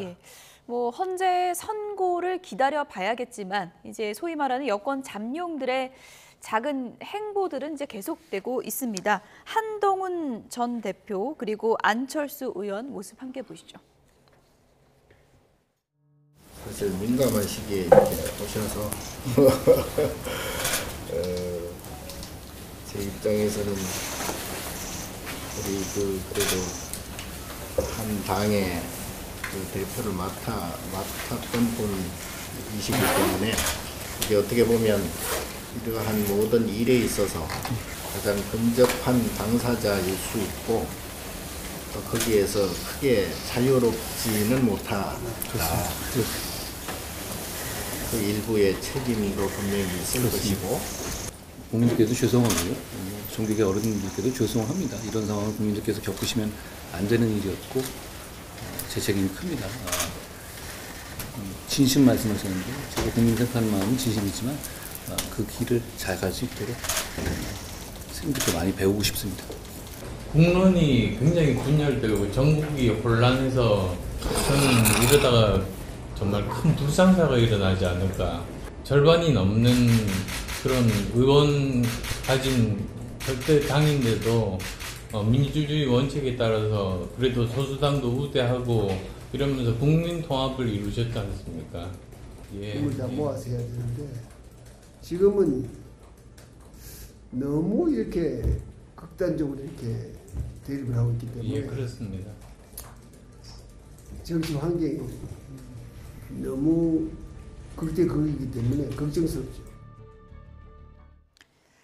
네, 이명박 전 대통령 예방한 안철수 의원 모습 보셨고 또 조계사를 예방한 한동훈 전 대표 모습도 봤는데 네. 스님의 그 말씀이 굉장히 좀 쓴약이 됐을 것 같은데 어떻게 보십니까? 저렇게 종교계 지도자를 만나거나 이런 거는요, 대부분 이제 본인의 메시지를 언론에 좀 전달하고 싶거나 예. 아니면 그쪽에서 어떤 덕담을 들을 수 있을 때 이제 많이 가는데 예. 그런 어떤 소기의 성과를 달성한 것 같진 않아요. 그런데 이런 건 있죠. 기본적으로 지금 국면 전환이 되기 전에는 대선 후보들의 행보라는 게 큰 의미는 없는 상황입니다. 그러나 어쨌든 후보로서 사람들의 화제에 올라 있어야 되는 건 있거든요. 그래서 계속해서 그 화제에 올라 있기 위한 노력으로 지금은 보는 것이 더 맞지. 예. 뭐 저걸 통해서 그 유의미한 지지율의 재고라든가 예. 이런 걸 위해서 저런 행보를 한다. 예. 이렇게 보기는 지금은 너무나 블랙홀적인 상황이기 때문에 그렇게 보기는 좀 어려울 것 같습니다. 책 발간 이후에 이제 뭐 다양한 인사들 만나면서 이제 소통을 하고 있는 한동훈 전 대표 모습인데 어쨌든 조계사에 가서 이제 여러 얘기를 들었고 좀 정치인이 내공이 필요하다 뭐 이런 얘기까지 들었습니다. 그건 어떤 의미에서 좀 했을까요? 이제 조계사의 예. 총무 스님께서 인기는 안개 같은 거라 어느 순간 없어진다. 그리고 정치는 산전수전 다 겪어서 내공이 생긴 다음에 해야 된다라는 굉장히 뼈 있는 조언을 해주신 것 같아요. 예. 이게 한때 인기가 부질없다. 그리고 정치적으로 훈련을 좀 더 받아야 되는 건 아니냐라는 말씀으로 들릴 수도 있거든요. 예. 사실은 여야가 모두 뭐 이건 한동훈 전 대표 이야기만 하는 게 아니라요. 정치 신인이나 깜짝 스타를 선호하는 경향이 있죠. 그런데 우리가 민주당이 집권했을 때 봐서도 알 수 있고 또 국민의힘이나 윤석열 정부도 제가 그 정부의 사람이지만 못하는 점들도 분명히 있잖아요. 따끔한 국민들의 질책도 예. 많이 받아봤고 그게 결국 정치의 부족에서 기인한 문제들이 상당히 많거든요. 그러니까 정치력이라는 것도 이 전문성을 가지고 몇 년 정도 국회 생활도 해보고 예. 이런저런 일도 해보고 예. 하면서 쌓아 나가야 되는데 어떤 대중적 인기만을 기반으로 반짝 스타가 너무 많은 권한을 가지게 됐을 때 부작용 등등을 우리 사회의 원로이자 네. 어른으로서 저 성화 스님께서 말씀해 주신 게 아닌가. 그래서 저 조언은 한 전 대표 제가 평소 비판을 많이 합니다만 예. 한 전 대표 개인한테만 해당하는 건 아닌 것 같고요. 모든 정치인이 새겨드려야 할 말이다. 보수 진보 예. 진영 전체에서 예. 우리가 정치를 너무 가볍고 쉽게 생각하는 것은 아닌가. 그런 차원에서 좀 새겨 들을 만한 참 간만에 우리 사회의 어른의 귀한 조언이라고 생각합니다. 근데 저 얘기에서는요, 주목해야 될 부분이 뒷부분에도 하나 더 있는 거예요. 어떤 건가요? 대통령도 검찰에 오래 계시다 보니까 인재풀의 한계가 있어. 이 얘기가 뭐냐면 검찰이라는 직군 자체가 굉장히 특수해서 항상 힘을 가지고 남 위에 서가지고 재단하는 역할을 하잖아요. 그래서 남들과의 관계가 굉장히 다양한 관계 속에서 이루어지기가 쉽지 않고 그 주변의 인재풀을 잘 판단해가지고 사람들을 가려서 이렇게 미리 사겨놓기가 쉽지 않다라는 부분도 있는 겁니다. 그래서 한동훈 대표가 검찰 출신이라는 부분을 빨리 어느 정도 불식시키지 않으면 안 되겠다 이런 부분도 있는 거죠. 안철수 의원은 이명박 전 대통령을 예방했는데 어떻습니까? 내심 좀 뭐 조기 대선에 열린다면 나에게도 기회가 오지 않을까 뭐 이런 마음이 있는 거겠죠? 안철수 의원의 지금 국면은 냉정하게 좀 관심이 고픈 상태 아니겠습니까? 상대적으로 다른 차기 주자에 비해서 보수 진영과 여론의 관심이 조금은 덜한 이제는 후발 주자의 위치이기 때문에 전직 대통령이나 명사들을 만나면서 언론의 취재 대상도 되고 하는 건데요. 이명박 전 대통령과의 대화에서 저는 재밌는 일화가 나오더라고요. 이 전 대통령이 안철수 의원에게 과거 보건복지부 장관을 제의했는데 그때 왜 안 해줬냐 이 말씀을 하시니 안철수 의원이 굉장히 당황하면서 화제를 돌렸어요. 그러니까 과거에는 뭐 MB 아바타설 때문에 안철수 의원이 고생 많이 했거든요. 근데 이제와 뭐 그런 이야기나 인식이나 이미지를 막 꺼낼 건 아닌데 아무튼 저는 이 생각이 들었어요. 평소에도 좀 어르신들 찾아다니면서 말씀 많이 잘 듣자. 꼭 필요할 때가 아니라 우리 사회의 문제가 보수 진보 할 거 없이 좀 어른이 없다라는 느낌을 많이 받는 것 같아요. 그래서 저의 주변의 젊은 세대들도 막 젊은 척하는 정치인들보다 어른스러운 정치인을 보고 싶다는 이야기를 굉장히 많이 하거든요. 그러니까 사회 원로들께서도 평소에 쓴소리 많이 해주시고 정치인들도 꼭 무슨 일이 있을 때만이 아니라도 평소에 좀 정치 많이 한 어른들의 지혜와 조언의 귀를 많이 기울였으면 하는 생각이 들었습니다. 안철수 의원이 뭐 여러 가지 이제 강점 중에 본인이 이제 트럼프 대통령, 일론 머스크와 동문이다. 같은 동문이기 때문에 굉장히 내가 강점이 될 수 있다. 이런 걸 또 어필하기도 했는데 그런 점은 어떻게 보십니까? 그러니까 이제 미국에서의 재학 경험이나 또 거기 학연을 굉장히 중시하는 문화가 있기 때문에 오히려 우리나라보다 더 그게 일정 부분 교류에 도움이 될 수는 있겠죠, 당연히. 근데 지금 우리 국민들이 바라는 어떤 시대 정신이 그리고 미국으로부터 불어오는 관세 정쟁의 그 굉장히 거센 바람이 학교 동문인데요 해서 해결되거나 저 미국에서 유학했어요라고 해결될 수준은 아니거든요. 좀 더 구체적인 청사진을 말씀해 주시는 게 우리 국민들의 눈높이를 만족시키는 길이지 않을까 합니다. 어쨌든 뭐 장해찬 전 최고위원 얘기대로 이제 관심을 많이 모으기 위한 정치인으로서의 그런 좀 욕구가 있는 것 같은데요. 어쨌든 지금 뭐 여권의 잠룡들은 대권 행보도 하기가 지금 상당히 좀 조심스러운 그런 상황이고요. 또 지금 헌재의 선고 이전에 정치권이 상당히 좀 예민해진 상황에서 여야 공방도 또 치열해지는 상황인데 민주당 움직임을 보면 지금 뭐 정당법 개정안이요? 박홍근 의원이 발의를 했는데 내용을 보면 국민의힘이 좀 발끈할 수밖에 없을 것 같아요. 좀 약간 일반적으로 봐도 대통령이 탄핵됐다고 정당을 해산해?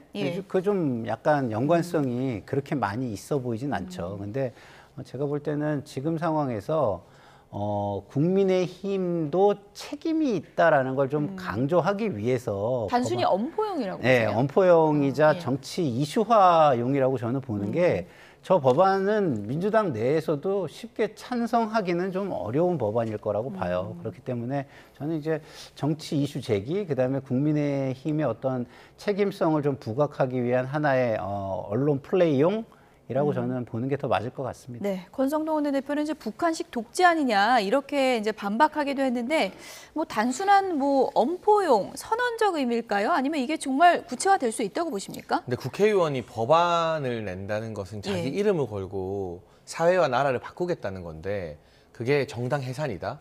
이를테면 통진당처럼 명확하게 우리 국가 기반과 대한민국의 뿌리를 흔드는 정당이라면 모르되 그게 아니라 뭐 대통령의 책임을 물어서 상대 정당 자체를 없애버리겠다. 극단적으로 치우친 현재 정치 지형을 보여주는 것 같고요. 저런 법안으로 박홍근 의원이 소위 말해 개딸들에게 환호는 받을 수 있겠죠. 강성 지지층에게. 하지만 전체 국민들 입장에서는 저런 법안이 발의되는 것이 지금의 갈등을 더욱더 심화시키는 비극이 되거든요. 그러니까 이른바 초선 의원이라면 저는 오히려 이런 강성 행태 좀 이해할 수 있을 것 같습니다. 주목을 받아야 되고 정치 이제 막 시작했고. 근데 박홍근 의원은 원내대표 출신의 중진이에요. 초선 의원들이 저런 법안 발의할 때 뒤에서 점잖게 좀 말리고 그래도 우리가 여야가 같이 협의해서 민생을 챙겨야지 해야 될 그 위치에 있는 분이 저러니까 이게 한편으로 민주당 내에서 그만큼 강성 팬덤들에게 잘 보여야 되나 싶기도 하고 아까 제가 어른스러운 어른이 참 없다 했잖아요. 예. 그러니까 박 의원 정도면 중진으로서 무게감을 좀 잡아주셔야 되는데 개인적으로는 좀 아쉬운 마음이 많이 듭니다. 뭐 이제 뭐 정당 없애겠다 이런 얘기까지 나오는 그런 법안이기 때문에 이게 원내 지도부에서 좀 자제를 시킬지 아니면 이것을 본격적으로 추진할 쪽에 좀 궁금한데요. 지금 박홍근 의원이 원내에 무슨 직위를 맡고 있는 게 아니라 예. 개별 의원이에요. 예. 그렇기 때문에 원내에서 이거에 뭐 힘을 실어서 가리라는 생각은 저는 안 드는 게 예. 지금 현행법으로도 정당이 문제가 있으면 해산을 시킬 수 있잖아요. 뭐 통진당이 그렇게 예. 해산이 된 것이고요. 그런데 어떤 한 사람의 잘못으로 그걸 연좌제처럼 묶어가지고 정당 전체가 해산이 돼야 된다. 이런 것은 저는 좀 맞지 않다고 봅니다.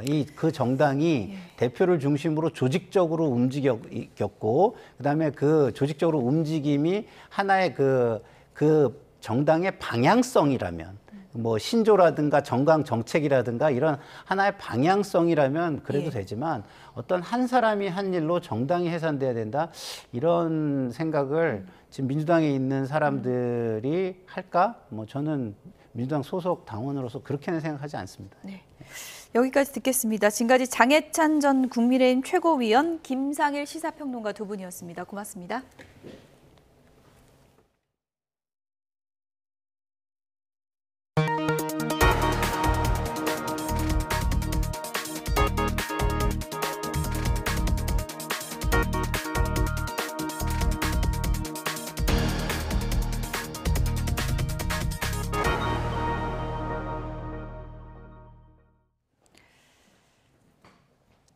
어젯밤 천안 논산 고속도로를 달리던 대형 화물차와 SUV 등 석 대가 잇따라 추돌했습니다.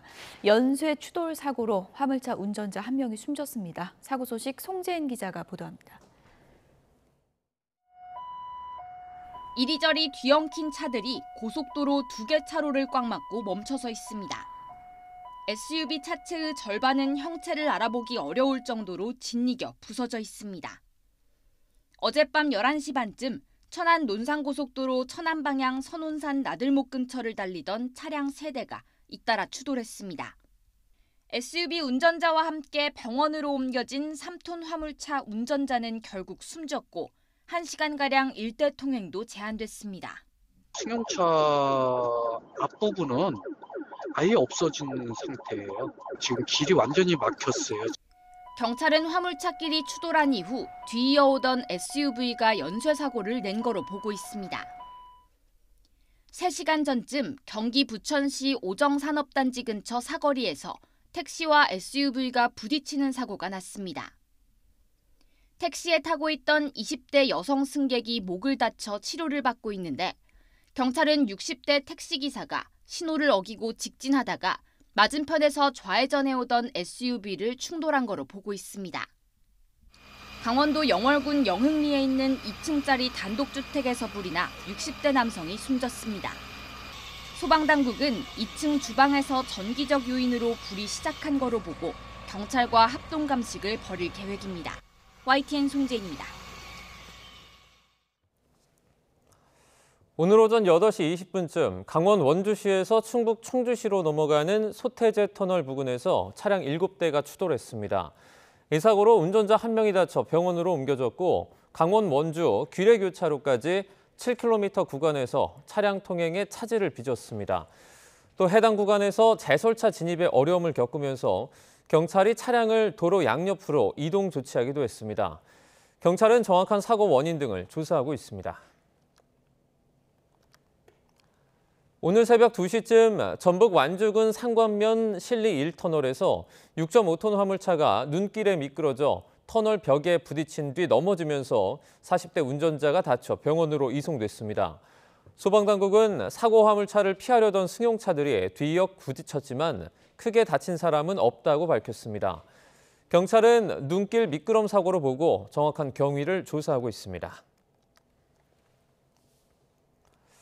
서울을 비롯해 전국적으로 때 아닌 3월 폭설이 내렸습니다. 수도권 대부분은 대설특보가 해제됐지만 영동 등 일부 지역엔 눈이 내렸다 그치기를 반복할 것으로 보이는데요. 전문가와 날씨 짚어보도록 하겠습니다. 강남영 경북대 지리학과 교수 전화로 연결돼 있습니다. 네, 교수님 나와 계시죠? 네, 안녕하십니까? 네, 이 서울에는 역대 가장 늦은 대설주의보입니다. 전국적으로 눈이 얼마나 왔습니까? 네, 수도권 기준으로 볼 때 서울은 2000년대 들어서 가장 늦게 눈이 관측된 것으로 보입니다. 네. 지금 저도 이제 자료를 찾아보니까 수도권의 오전 기준으로 제 관측 자료를 보니까 10cm 이상 수도권에 내렸고요. 그리고 네. 강원 산간 쪽으로는 20cm 이상 쌓인 곳도 있는 것으로 보입니다. 대설특보도 계속 이제 넓어져서 지금 현재 넓은 지역으로 확대되어 있습니다.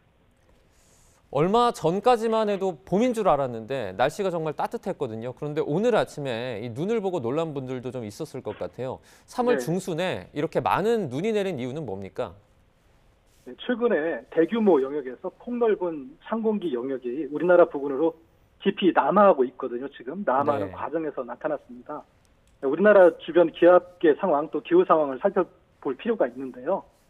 올해 같은 라니냐 시기거든요. 올해 라니냐 시기가 지금 이어지고 있는데 이런 상황에서는 우리나라 주변에 찬 공기가 잘 뭉쳐서 나타나는 일들이 전에도 있었고 올해도 그런 경향이 있습니다.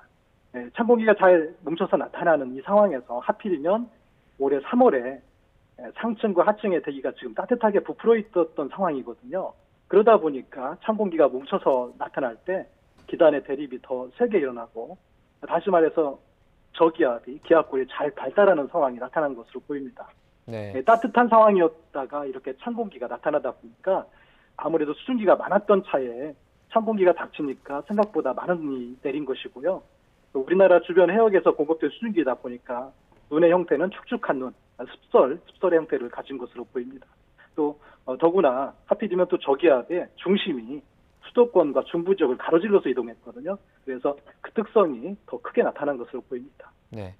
그러면 교수님 앞으로 이런 현상이 좀 빈번하게 발생한다고 봐야 됩니까?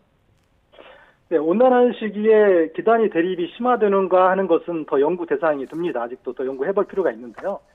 하지만 일단 한기가 남하하는 과정에서 네. 온난화가 계속된다고 하면은 한기가 남하하는 과정에서 대립은 더 심화될 가능성은 높아 보입니다. 네. 그래서 기온이 계속 높아지고 있고 지금 재작년, 작년으로 해서 계속 바다 온도는 계속 높은 상태를 유지하고 있었거든요. 그래서 수온과 기온이 1도씩 상승하면 우리나라처럼 바다에 둘러싸인 지역에서는 수증기 증발이 원활하게 일어나서 일반적으로 이제 수증기의 증가가 기온이 1도씩 증가하면 약 7%가량 증가하는 것으로 계산이 되거든요. 그래서 네. 이것은 뭐 7%라고 하는 것은 강우량이면 7% 더 내린다는 것이고 강설량이면 또 눈이 또 7% 더 내린다는 것이잖아요. 많은 눈을 의미하게 됩니다.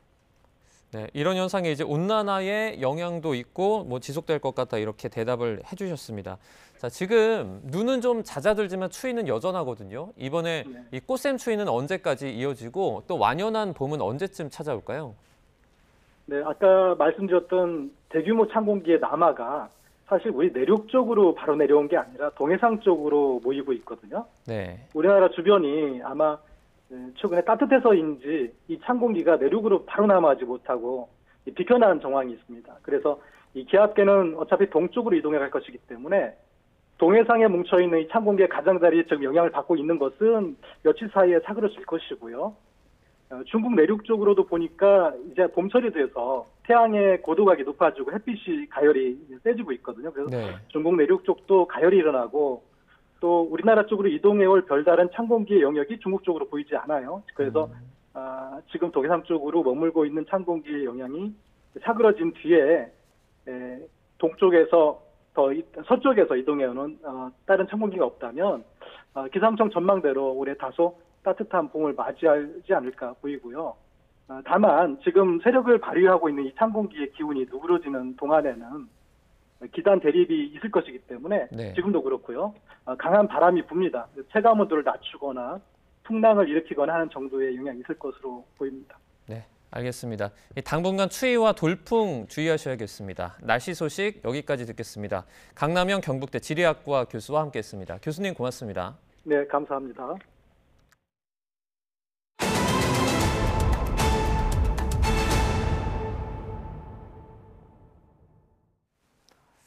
윤석열 대통령의 탄핵 심판 결론을 놓고 매일 재판관들의 평의가 진행되고 있는데요. 헌법재판관들이 최종 의견을 밝히는 평결 절차가 언제 열릴지 관심이 쏠리는데 이번 주 안에 선고될 거라는 전망도 나오고 있습니다. 신지원 기자입니다. 헌법재판소는 윤석열 대통령 탄핵심판 최종 변론 이후 3주째 매일 평일을 이어가고 있습니다. 비상계엄의 위헌 위법성과 중대성, 탄핵 소추 과정의 절차적 하자 등 다양한 쟁점을 신중하게 논의해온 겁니다. YTN의 헌법재판소 취재 결과 지난주까지만 해도 선고일자 논의도 시작하지 못했던 평의는 사실상 마무리 단계에 접어든 것으로 확인됐습니다. 재판관 8명이 주요 쟁점별 논의를 마무리하고 탄핵 인용과 기각 등에 대해 최종 의견을 밝히는 평결 절차가 임박했다는 관측입니다. 쟁점에 대한 의견을 나누는 평의와 달리 평결은 단 한 차례 진행되는데 이때 결정문 보완 등에 걸리는 시간을 고려해 선고 시점도 함께 논의한 뒤 청구인과 피청구인 양측에 곧바로 통지될 것으로 보입니다. 오늘이나 내일 판결이 진행될 경우 늦어도 내일 선고일이 고지될 가능성이 있는 건데 과거 대통령 탄핵 사건의 선고기일이 2, 3일 전 통지된 점을 고려하면 선고일은 오는 20일이나 21일쯤이 될 가능성에 무게가 실립니다. 또 대통령 탄핵 선고의 생중계 여부는 판결 절차가 끝난 이후 논의 대상에 오를 것으로 보입니다. 다만 박근혜 전 대통령 사건의 경우 보안 유지를 위해 다양한 경우의 수로 결정문을 미리 써둔 뒤 선고 당일 판결이 이뤄진 전례가 있습니다. 또 전원 일치 판결을 고려해 조율이 필요한 경우 그만큼 판결과 선고가 늦어질 가능성도 배제할 수는 없습니다. YTN 신지원입니다. 국회에서 야당 주도로 처리된 방통위법 개정안에 대해서 최상목 대통령 권한대행이 제2요구권, 이른바 거부권을 행사했습니다. 최상목 권한대행은 방통위법 개정안에 위헌적인 조항이 담겨 있고 권력분립 원칙 위반 소지가 크다고 지적했습니다. 최상목 대행의 국무회의 모두 발언 듣고 오시죠. 합의제 중앙행정기관의 의사정족수를 전체 위원의 과반수 이상 등 엄격하게 법에 명시한 전례 또한 없습니다.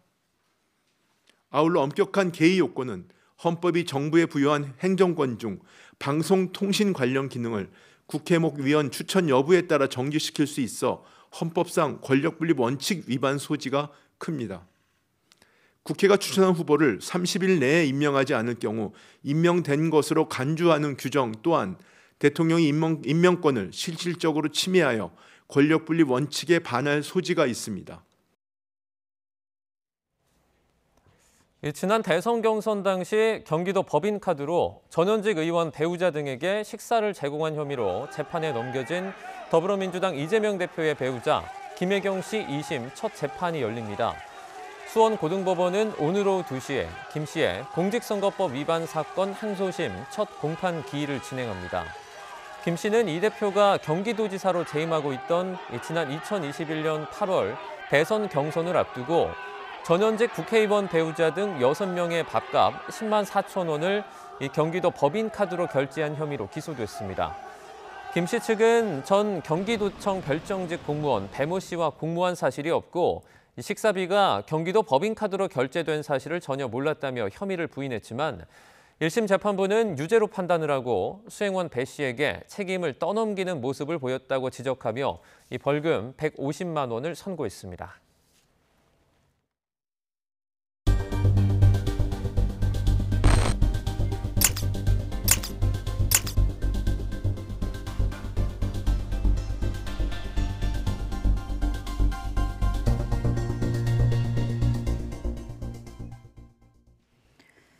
미국 에너지부가 한국의 미국 원자로 관련 기술을 유출하려 했다는 보고서를 작성한 사실이 뒤늦게 확인됐습니다. 최근 한국이 민감 국가로 지정된 이유와 관련이 있을지 주목됩니다. 워싱턴에서 권준기 특파원입니다. 미국 에너지부 감사관실이 미 의회에 제출한 보고서입니다. 2023년 10월부터 반년 동안 적발한 주요 사건 9건 가운데 맨 위에 한국이 등장합니다. 아이다호 국립연구소의 한 계약직 직원이 원자로 설계 소프트웨어를 갖고 한국으로 가는 비행기에 탑승하려다 적발됐다는 겁니다. 해당 소프트웨어는 수출 통제 대상이자 연구소 특허 정보에 해당한다고 감사관실은 설명했습니다. 또 이메일과 메신저 기록을 조사한 결과 해당 정보가 수출 통제 대상이라는 사실을 이 직원이 인지하고 있었고 외국 정부와 소통한 흔적도 발견됐다고 밝혔습니다.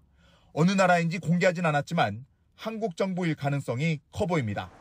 감사관실은 해당 직원이 해고됐고 보고서가 작성될 당시 미 연방수사국 FBI와 국토안보국의 수사를 받고 있었다고 덧붙였습니다. 미국 에너지부가 한국을 민감국가로 지정한 배경을 공개하지 않고 있는 가운데 이 사건이 영향을 미쳤을 가능성이 제기되고 있습니다. 국가안보와 핵 비확산 등과 함께 기술 보호도 민감국가 지정 이유가 될 수 있기 때문입니다. 앞서 외교부는 한국의 자체 핵개발론이나 비상계엄 등이 아닌 연구소의 보안규정 위반이 원인인 것으로 파악됐다고 밝혔습니다. 다만 에너지부가 단일 사건을 이유로 민감국가 지정을 하진 않는 것으로 알려져 비슷한 보안 문제가 누적됐거나 다른 결정적인 이유가 따로 있을 가능성도 배제할 수 없습니다. 이번 주 안덕근 산업부 장관이 부랴부랴 미국 에너지부를 방문할 예정이지만 다음 달 15일로 예정된 민감국가 지정 발효를 막을 수 있을지는 의문입니다. 워싱턴에서 YTN 권중기입니다. 최상목 대통령 권한대행이 미국 에너지부에서 한국을 민감국가로 지정한 것과 관련해서 관계 부처로부터 업무 보고를 받습니다. 정부 관계자는 YTN과의 통화에서 오늘 오후쯤 최상목 대행이 외교부와 산업통상자원부, 과학기술정보통신부 차관급 당국자로부터 업무 보고 계획이 예정돼 있다고 밝혔습니다. 이 자리에서 최 대행은 한미가 과학기술과 에너지 협력을 하는데 부정적인 영향이 없도록 미국 측과 긴밀히 협의할 것을 당부할 것으로 보입니다. 트럼프발 관세 전쟁이 세계 경제를 강타하면서 OECD가 올해 우리 경제 성장률이 당초보다 0.6%포인트 하락할 것으로 예측을 했습니다. 특히 대미 무역 비중이 높은 멕시코와 캐나다는 성장 전망을 더 크게 낮췄습니다. 오인석 기자입니다. 트럼프발 관세 전쟁으로 세계 경제가 심각한 부정적 영향에 빠져들고 있습니다. OECD는 중간 경제 전망 보고서에서 무역 정책의 중대한 변화가 세계 경제 성장에 영향을 주고 있다고 지적했습니다. 높아진 무역 장벽과 지정학적 정책적 불확실성 증대로 올해 세계 경제 성장률 전망치를 지난해 12월 3.3%에서 석 달 만에 0.2%포인트 하향 조정했습니다. 올해 우리 경제 성장률 전망치도 큰 폭으로 떨어뜨렸습니다. 지난해 12월 2.1%에서 무려 0.6%포인트 하향 조정한 1.5%가 될 것으로 예측했습니다. 앞서 한국은행은 지난달 국내외 전망기관 중 가장 낮은 1.5% 성장률을 제시했습니다. 상호 관세 부과로 인해서 한국의 수출 감소가 이제 명백하게 지금 보여지고 있기 때문에 이는 이제 국내 경제 성장에도 결국은 영향을 주게 될 거거든요. 그래서 전문가들이 분석한 내용에 의하면 미국의 관세 정책이 한국의 GDP 성장률을 0.5%포인트에서 1.1%포인트까지 낮출 수 있다고 경고를 하고 있습니다. 미국이 멕시코와 캐나다 수입 상품의 관세율 25%포인트 인상 조치를 발표하면서 두 나라는 관세 전쟁의 직격탄을 맞았습니다. 멕시코는 성장률 전망이 2.5%포인트 뒷걸음질하며 올해 1.3% 마이너스 성장하고 내년에도 0.6% 역성장할 것으로 예측됐습니다. 캐나다도 올해 성장률이 1.3%포인트 떨어질 것으로 전망됐습니다. OECD는 미국은 관세율 인상 발효 등으로 성장이 둔화해 성장률이 0.2%포인트 하락한 2.2%에 머물 것으로 내다봤습니다. 독일과 프랑스, 이탈리아 등 유로존은 성장률 전망을 0.3%포인트 낮췄습니다. 중국은 관세의 부정적 영향이 정책 지원 강화로 상당 부분 상쇄되면서 성장률 전망치를 0.1%포인트 상향 조정했습니다. YTN 오인석입니다. 정부가 내년도 의대 증원을 하지 않기로 한 것의 전제는 의대생들의 전원 복귀였습니다. 이번 주 연세대와 고려대를 시작으로 등록 마감이 이루어지는데요. 학생들의 복귀 움직임이 포착되지 않고 있는 가운데 의료계에서는 반발이 쏟아져 나오고 있습니다. 김주영 기자입니다. 정부가 의대 정원을 원상복구시키겠다며 내건 조건은 이달 말까지 의대생 전원 복귀입니다. 정부는 3월 말 학생들의 전원 복귀를 전제로 2026학년도 모집 인원에 대해 어청협 건의에 따른 총장님들의 자율적인 의사를 존중하고자 합니다. 이에 따라 서울대 의대는 이달 27일, 연세대와 고려대 의대는 21일을 시한으로 잡고 의대생들에게 복귀를 호소하고 있습니다.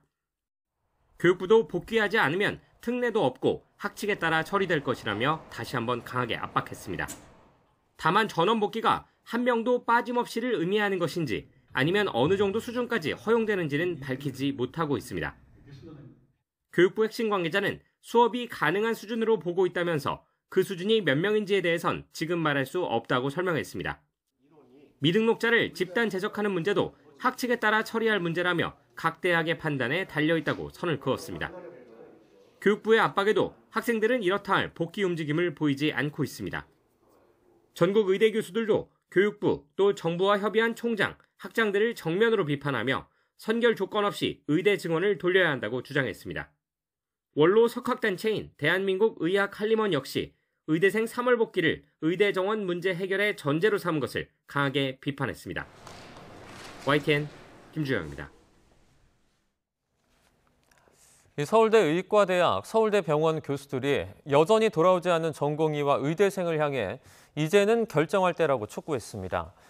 강희경, 오주환, 하은진, 한세원 교수는 성명에서 전공의와 의대생이 2,000명 증원 오류를 지적하는 용기와 현명함을 보였지만 대안 없는 반대로 1년을 보냈다고 비판했습니다. 이어 일부는 현장을 지키는 동료 의사와 교수를 비난하며 헌신을 조롱했고 오만한 태도로 간호사, 보건의료직을 폄하하는 등 동료애도 없다고 지적했습니다. 교수들은 정부가 잘못한 것이 맞다면서도 의료계가 똑같이 굴어선 안 된다며 의사들이 사회로부터 신뢰를 잃고 있다고 우려했습니다. 서울의대 교수들이 사직 전공의와 휴학 의대생을 비판한 데 대해서 박단 대한전공의협의회 비대위원장은 교수라고 불릴 자격이 없는 분들이라고 비난했습니다. 박 위원장은 SNS 메시지를 통해 이런 사태가 벌어져야만 위선을 실토하는 현실이 안타깝다며 교육자로서 본분을 다하지 않은 교수 4명의 자백이라고 규정했습니다. 또 전공의가 없는 지금 교수는 간호사에게 의사의 책무를 떠넘기고 있다면서 환자를 볼모로 착취를 정당화하지 않길 바란다고 밝혔습니다.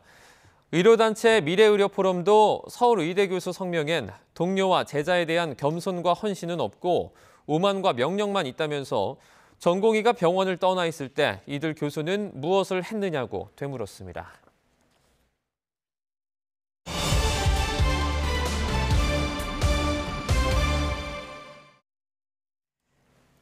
헌법재판소가 윤 대통령 탄핵 심판에 대해 역대 최장 심리를 기록하고 있는데요. 선고 기일을 언제쯤 발표할지 관심이 쏠리고 있습니다. 잠시 후에는 국회 소추 96일 만에 박성재 법무부 장관 탄핵 심판 첫 변론이 열리는데요. 윤 대통령 탄핵 심판 선고 변수 등 관련 내용 이은희 변호사와 함께 얘기 나눠보겠습니다. 어서 오세요. 안녕하세요. 네. 박성재 장관 탄핵 심판 첫 변론이 잠시 뒤면 시작이 될 것 같은데 어떻습니까? 쟁점이 좀 복잡한 건가요? 지금 이제 원래 국회에서 이걸 신청하면서의 이제 쟁점은 한 3가지 정도가 됐었습니다. 예. 하나는 이 12월 3일에 있었던 비상계엄에 이제 가담을 했다라는 거, 다른 하나는 국회 증언감정법을 위반했다. 그러니까 내라는 걸 안 냈다는 거죠. 이제 한마디로 얘기하면, 또 나머지는 이제 이 공직자로서 중립 의무를 이제 뭐 위반했다.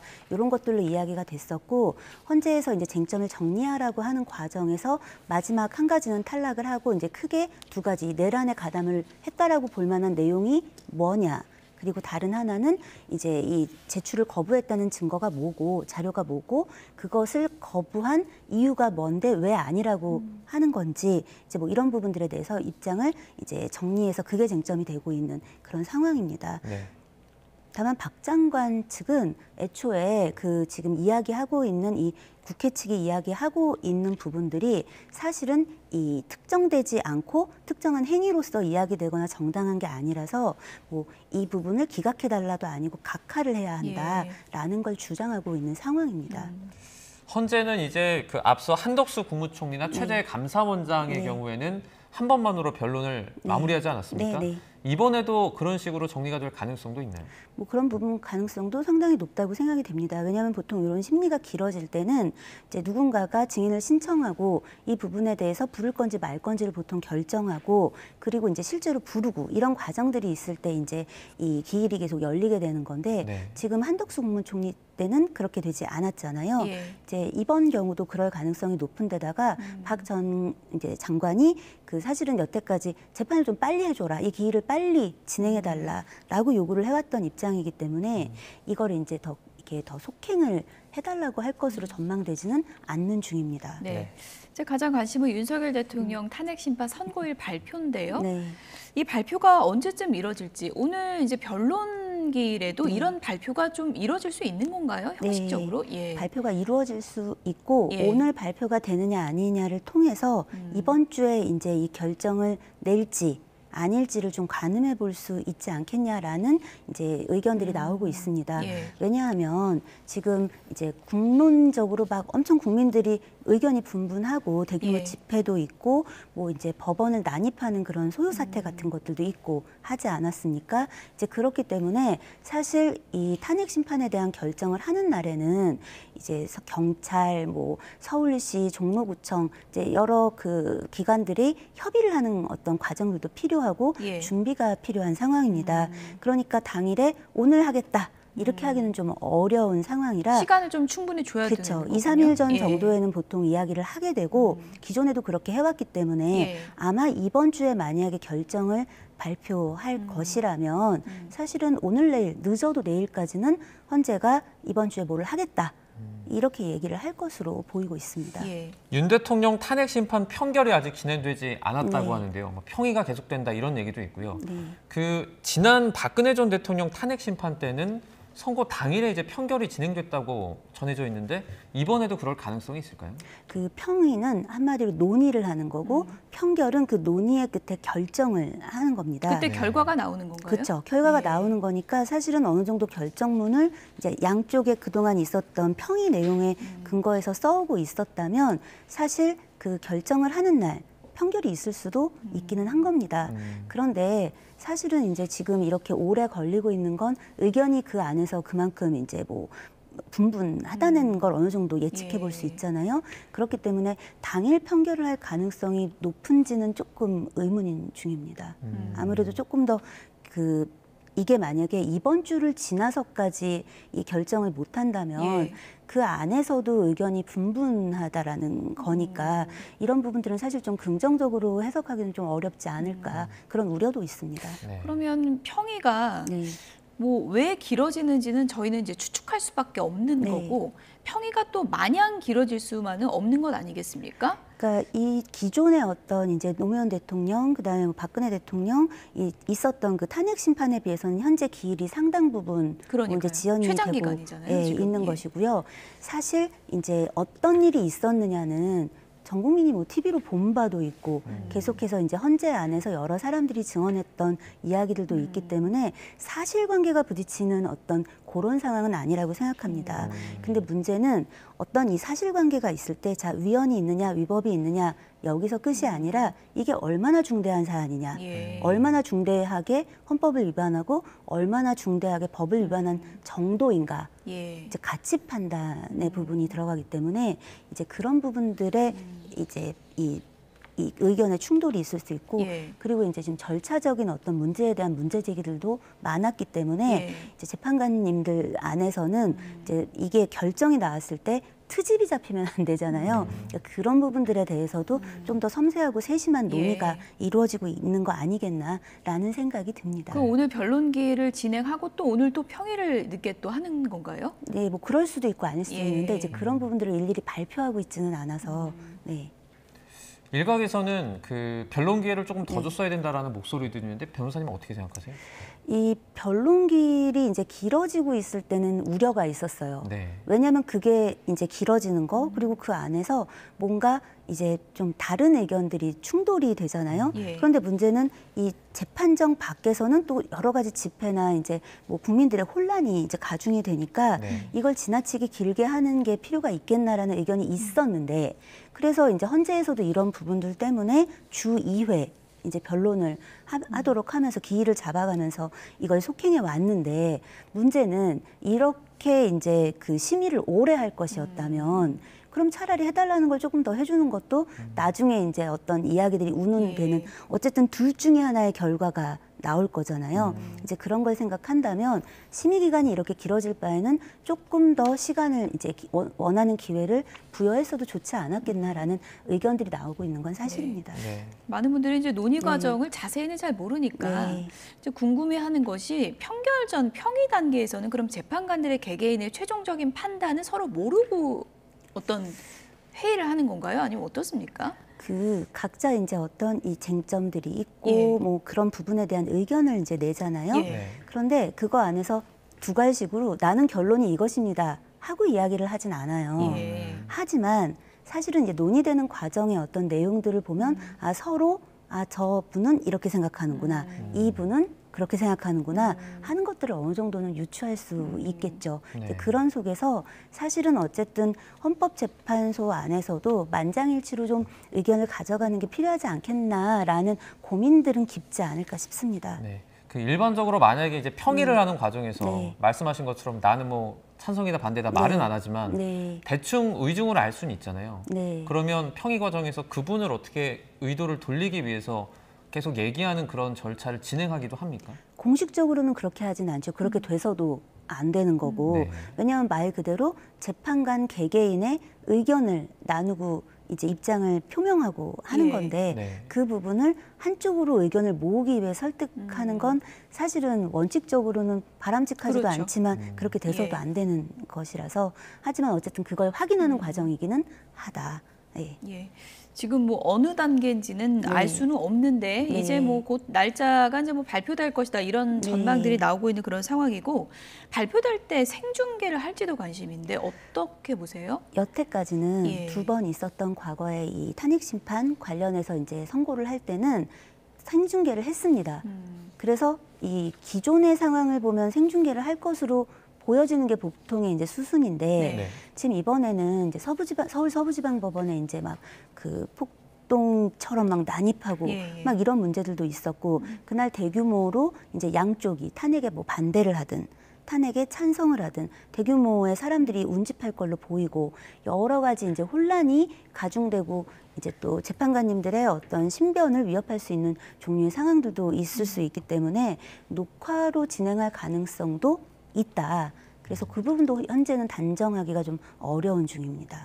지금 윤 대통령 탄핵 심판 선고 기일에 가장 영향을 줄 수도 있다라고 추정되는 것 중에 하나가 이제 한덕수 국무총리의 탄핵 선고인데 그 뭐 동시에 나올 수도 있다. 아니면은 한덕수 총리가 먼저 선고가 나와야 된다. 이런 의견들이 있어요. 어떻게 보세요? 그냥 시간의 순서대로만 보면은 이제 한 총리에 대해서 먼저 나오는 게 이제 보통은 그렇게 생각할 수 있는데 처음에 이제 이런 어떤 기일에 대해서 이야기를 할 때 논의되었던 부분이 한 총리에 대한 그 탄핵 심판 결정 부분이 먼저 나오면 지금 윤 대통령에 대한 탄핵 심판 결정을 유추할 수 있는 어떤 단서가 되기 때문에 이제 적합하지 않다라는 이야기가 있었고 현재에 이르러서는 지금 이 이제 권한대행이 되신 그 분이 헌법재판관을 임명을 했잖아요. 두 분이나. 최상목 대행. 그래서 최상목 대행께서 이렇게 임명을 했는데 그 두 분이 다른 헌법재판관 두 분께서 이미 이 헌법재판에 관여하셨잖아요. 그런데 이 부분을 만약에 이 탄핵을 기각을 하게 되면 굉장한 혼선이 초래되겠죠. 그것이 유효한지 뭐 논란이 될 수 있다 이런 말씀이신가요? 법적으로도 원칙적으로도 다 논란이 될 수 있기 때문에 이런 부분들에 대한 고민도 깊을 것으로 보고 있습니다. 그래서 이 부분에 대해서는 한덕수 국무총리 그 탄핵에 대한 결정을 먼저 발표하는 게 쉽지는 않아 보입니다. 그래서 동시에 하거나 나중에 하거나 뭐 이렇게 되지 않을까 보고 있습니다. 지금 뭐 들려오는 얘기에 따르면 한덕수 총리도 평의가 다 끝나지 않았다는 이제 보도도 지금 나오고 있는 상황이어서 만약에 그게 맞다면 지금 한덕수 총리 그 탄핵 심판 관련해서도 여러 지금 내부에 좀 고민이 길어지고 있다 이렇게 볼 수 있을까요? 그렇죠. 그리고 가장 결정적인 건 다 떼어놓고 생각하기가 좀 어렵지 않겠습니까?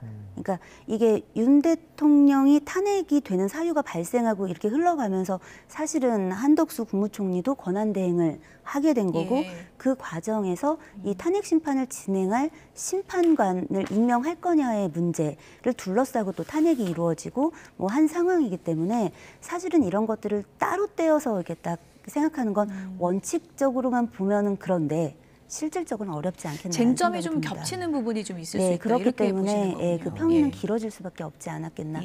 하나가 길어지면 당연히 다른 하나도 길어진다. 이렇게 보고 있습니다. 어제는 이제 김용현 전 장관의 내란죄 네. 첫 번째 형사 재판이 네. 있기도 했는데요. 뭐 검찰 측과 의견이 첨예하게 엇갈렸다고요. 네. 일단 김용현 전 국방부 장관은 이 내란이 아니다. 이 비상계엄은 그 대통령의 고유 권한이고 뭐 이걸 할 만했다. 그러니까 나에 대한 체포도 불법 체포고 나에 대한 구속도 불법 구속이고 나는 이제 무죄다. 이런 이야기를 하고 있는 거고 이제 검찰에서는 내란죄로 기소를 한 거니까 지금 그런 것들이 이제 첨예하게 충돌하고 있습니다. 이제 그러다 보니까 양측의 신경전도 만만치 않은 중인데 뭐 이 보도를 보니까 그날 그 법정에서는 검찰에서 윤석열 대통령으로 하느냐 대통령 윤석열로 얘기하느냐 이걸 가지고도 이제 서로 막 이의 제기를 하고 뭐 부딪혔던 그런 이야기들도 흘러나오더라고요. 뭐 증인 수가 상당하다고 그러니까 이 재판이 뭐 어디까지 길어질지 예측하기가 힘들다 이런 얘기들이 나오고 있고요. 김상훈 대통령 경호처 차장 얘기를 좀 해봐야 될 것 같은데 경찰이 지금 구속영장 신청했는데 4번째잖아요.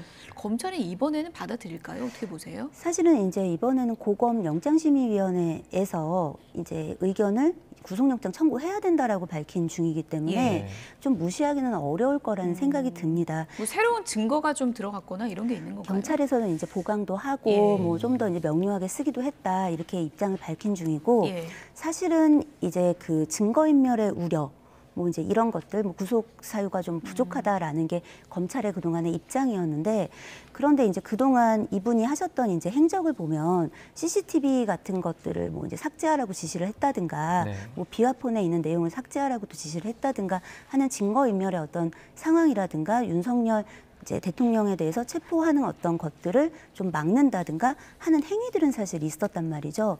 그렇기 때문에 사실은 전반적으로 보면은 지금 상황 정도면 구속영장 이제 신청을 하는 게 맞는데 근데 지금 이제 검찰이 돌발적인 행동들이 좀 있잖아요. 이런 부분들과 관련해서 그래서 이제 그 부분들이 모두의 이제 세간의 이목을 좀 집중하게 하고 있는 그런 중입니다. 네, 그 실제로 윤 대통령은 구속 취소 석방되지 않았습니까? 이 부분도 조금 어떻게 보면 경호처 처장이기 때문에 차장이기 때문에 영향을 좀 미칠 수 있을 것 같은데 어떻게 보세요? 그렇죠. 이제 아무래도 주장하는 내용 안에 봐라 결국은 그 구속이 취소되지 않았냐. 그러니까 구속으로 이어지게 된 그 체포를 막았던 건 내 일이 일이 맞지 않았겠냐라는 어떤 이야기가 있을 수 있고 또 현재와 미래적인 관점으로 보면 경호를 해야 되잖아요.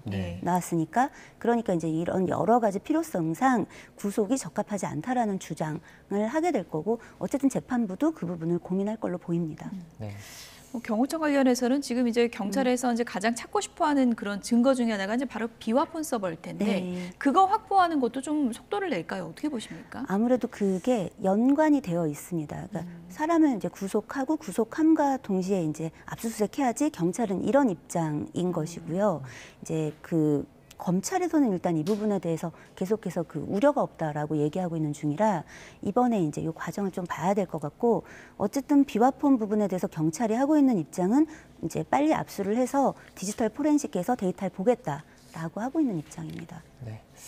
그 이번에 내란 혐의 입증할 핵심 증거로 이제 비화폰 서버가 꼽히고 있는데 포렌식을 통해서 막 어떤 새로운 내용이 나올 가능성도 어느 정도 있지 않습니까? 가능성이 있죠. 근데 이제 저희가 일선에서 일을 해보면 디지털 포렌식이라는 게 그냥 쉽게 얘기해서 휴대폰을 저희가 사용하고 있는데 뭘 지웠어요. 포렌식을 했어요. 어떤 건 나오는데 어떤 건 안 나옵니다. 이제 왜 안 나오냐면 만약에 이제 삭제하고 난 다음에 그 위에 어떤 데이터 저장을 많이 하게 되면은 앞에 게 밀려나가요. 한마디로 쉽게 얘기하면. 그래서 이제 이거를 은닉하는 이제 어떤 이 범죄에서 네. 핸드폰에 있는 것들이 포렌식 되는 걸 원하지 않는 범죄자들이 자기 휴대폰 정보를 삭제할 때 그냥 삭제하는 게 아니라 그 위에다가 대규모로 데이터 저장을 합니다. 네. 이제 그런 부분들이 우려되는 부분이 있기 때문에 어쨌든 이런 수사들은 지금 좀 너무 늦게 흘러가고 있지 않나라는 좀 아쉬움이 있습니다. 박성재 장관 탄핵 심판 첫 변론 이제 잠시 뒤면 시작이 될 텐데요. 오늘 윤석열 대통령 탄핵 심판 선고일이 발표가 될지 이 부분을 좀 기다려 보도록 하겠습니다. 지금까지 이은의 변호사였습니다. 고맙습니다. 고맙습니다. 서울 등 수도권 지역은 눈구름의 영향권에서 벗어나면서 눈비가 점차 그쳐가고 있습니다. 반면 영동과 충청 이남 지방에는 저녁까지 많은 눈이 계속될 전망인데요. 현장 연결해서 자세한 날씨 알아보겠습니다. 윤수빈 캐스터. 네, 서울 광화문에 나와 있습니다. 네, 현재 서울의 눈비 상황은 어떻습니까? 네, 오늘 오전까지만 해도 이곳 서울에는 눈이 펑펑 내렸었는데요. 지금은 약한 눈비만 내렸다 그치기를 반복하고 있습니다. 하지만 내린 눈비로 인해서 도로 곳곳이 무척 미끄럽고요. 저녁에는 기온이 큰 폭으로 떨어지면서 빙판길이 만들어지는 곳이 많겠습니다. 교통안전에 각별히 유의해 주시기 바랍니다. 자세한 레이더 화면부터 살펴보겠습니다. 현재 저기압을 동반한 이동하면서 수도권과 영서지방은 강한 눈비구름이 영향권에서 벗어난 상태입니다. 하지만 영동과 충청 이남을 중심으로는 여전히 대설특보가 유지 중인데요. 이들 지역은 오늘 오후까지 시간당 3에서 5cm의 강한 눈이 집중될 수 있겠습니다. 앞으로 영동과 경북 북부에 최고 20cm의 많은 눈이 추가로 쏟아지겠고요. 경기 동부와 영서, 충청 이남 곳곳으로는 최고 5에서 8cm의 눈이 더 내리겠습니다. 특히 오늘 눈비는 벼락과 우박을 동반할 수 있겠고요. 강풍특보가 내려진 서쪽 내륙과 해안가, 제주도를 중심으로는 태풍급의 돌풍이 몰아치겠습니다. 또 대부분 해상에 풍랑특보가 내려진 가운데 일부 해상에서는 용오름이 발생할 가능성도 있습니다. 안전사고에 각별히 유의해 주시기 바랍니다. 이번 눈비는 오늘 밤이면 대부분 그치겠고요. 꽃샘추위는 목요일인 모레 낮부터 예년 기온을 되찾으며 누그러질 전망입니다. 3월 하순에 접어들고 있지만 날씨는 다시 겨울로 돌아간 듯합니다. 내일까지는 서울 아침 기온이 영하권에 머무는 등 꽃샘추위가 이어질 것으로 보이니까요. 보온과 건강관리에 각별히 유의해 주시기 바랍니다. 지금까지 YTN 윤수빈입니다. 뉴스나우 오늘 순서는 여기서 마치겠습니다. 내일은 더 생생한 뉴스로 찾아뵙겠습니다. 시청해주신 여러분 고맙습니다.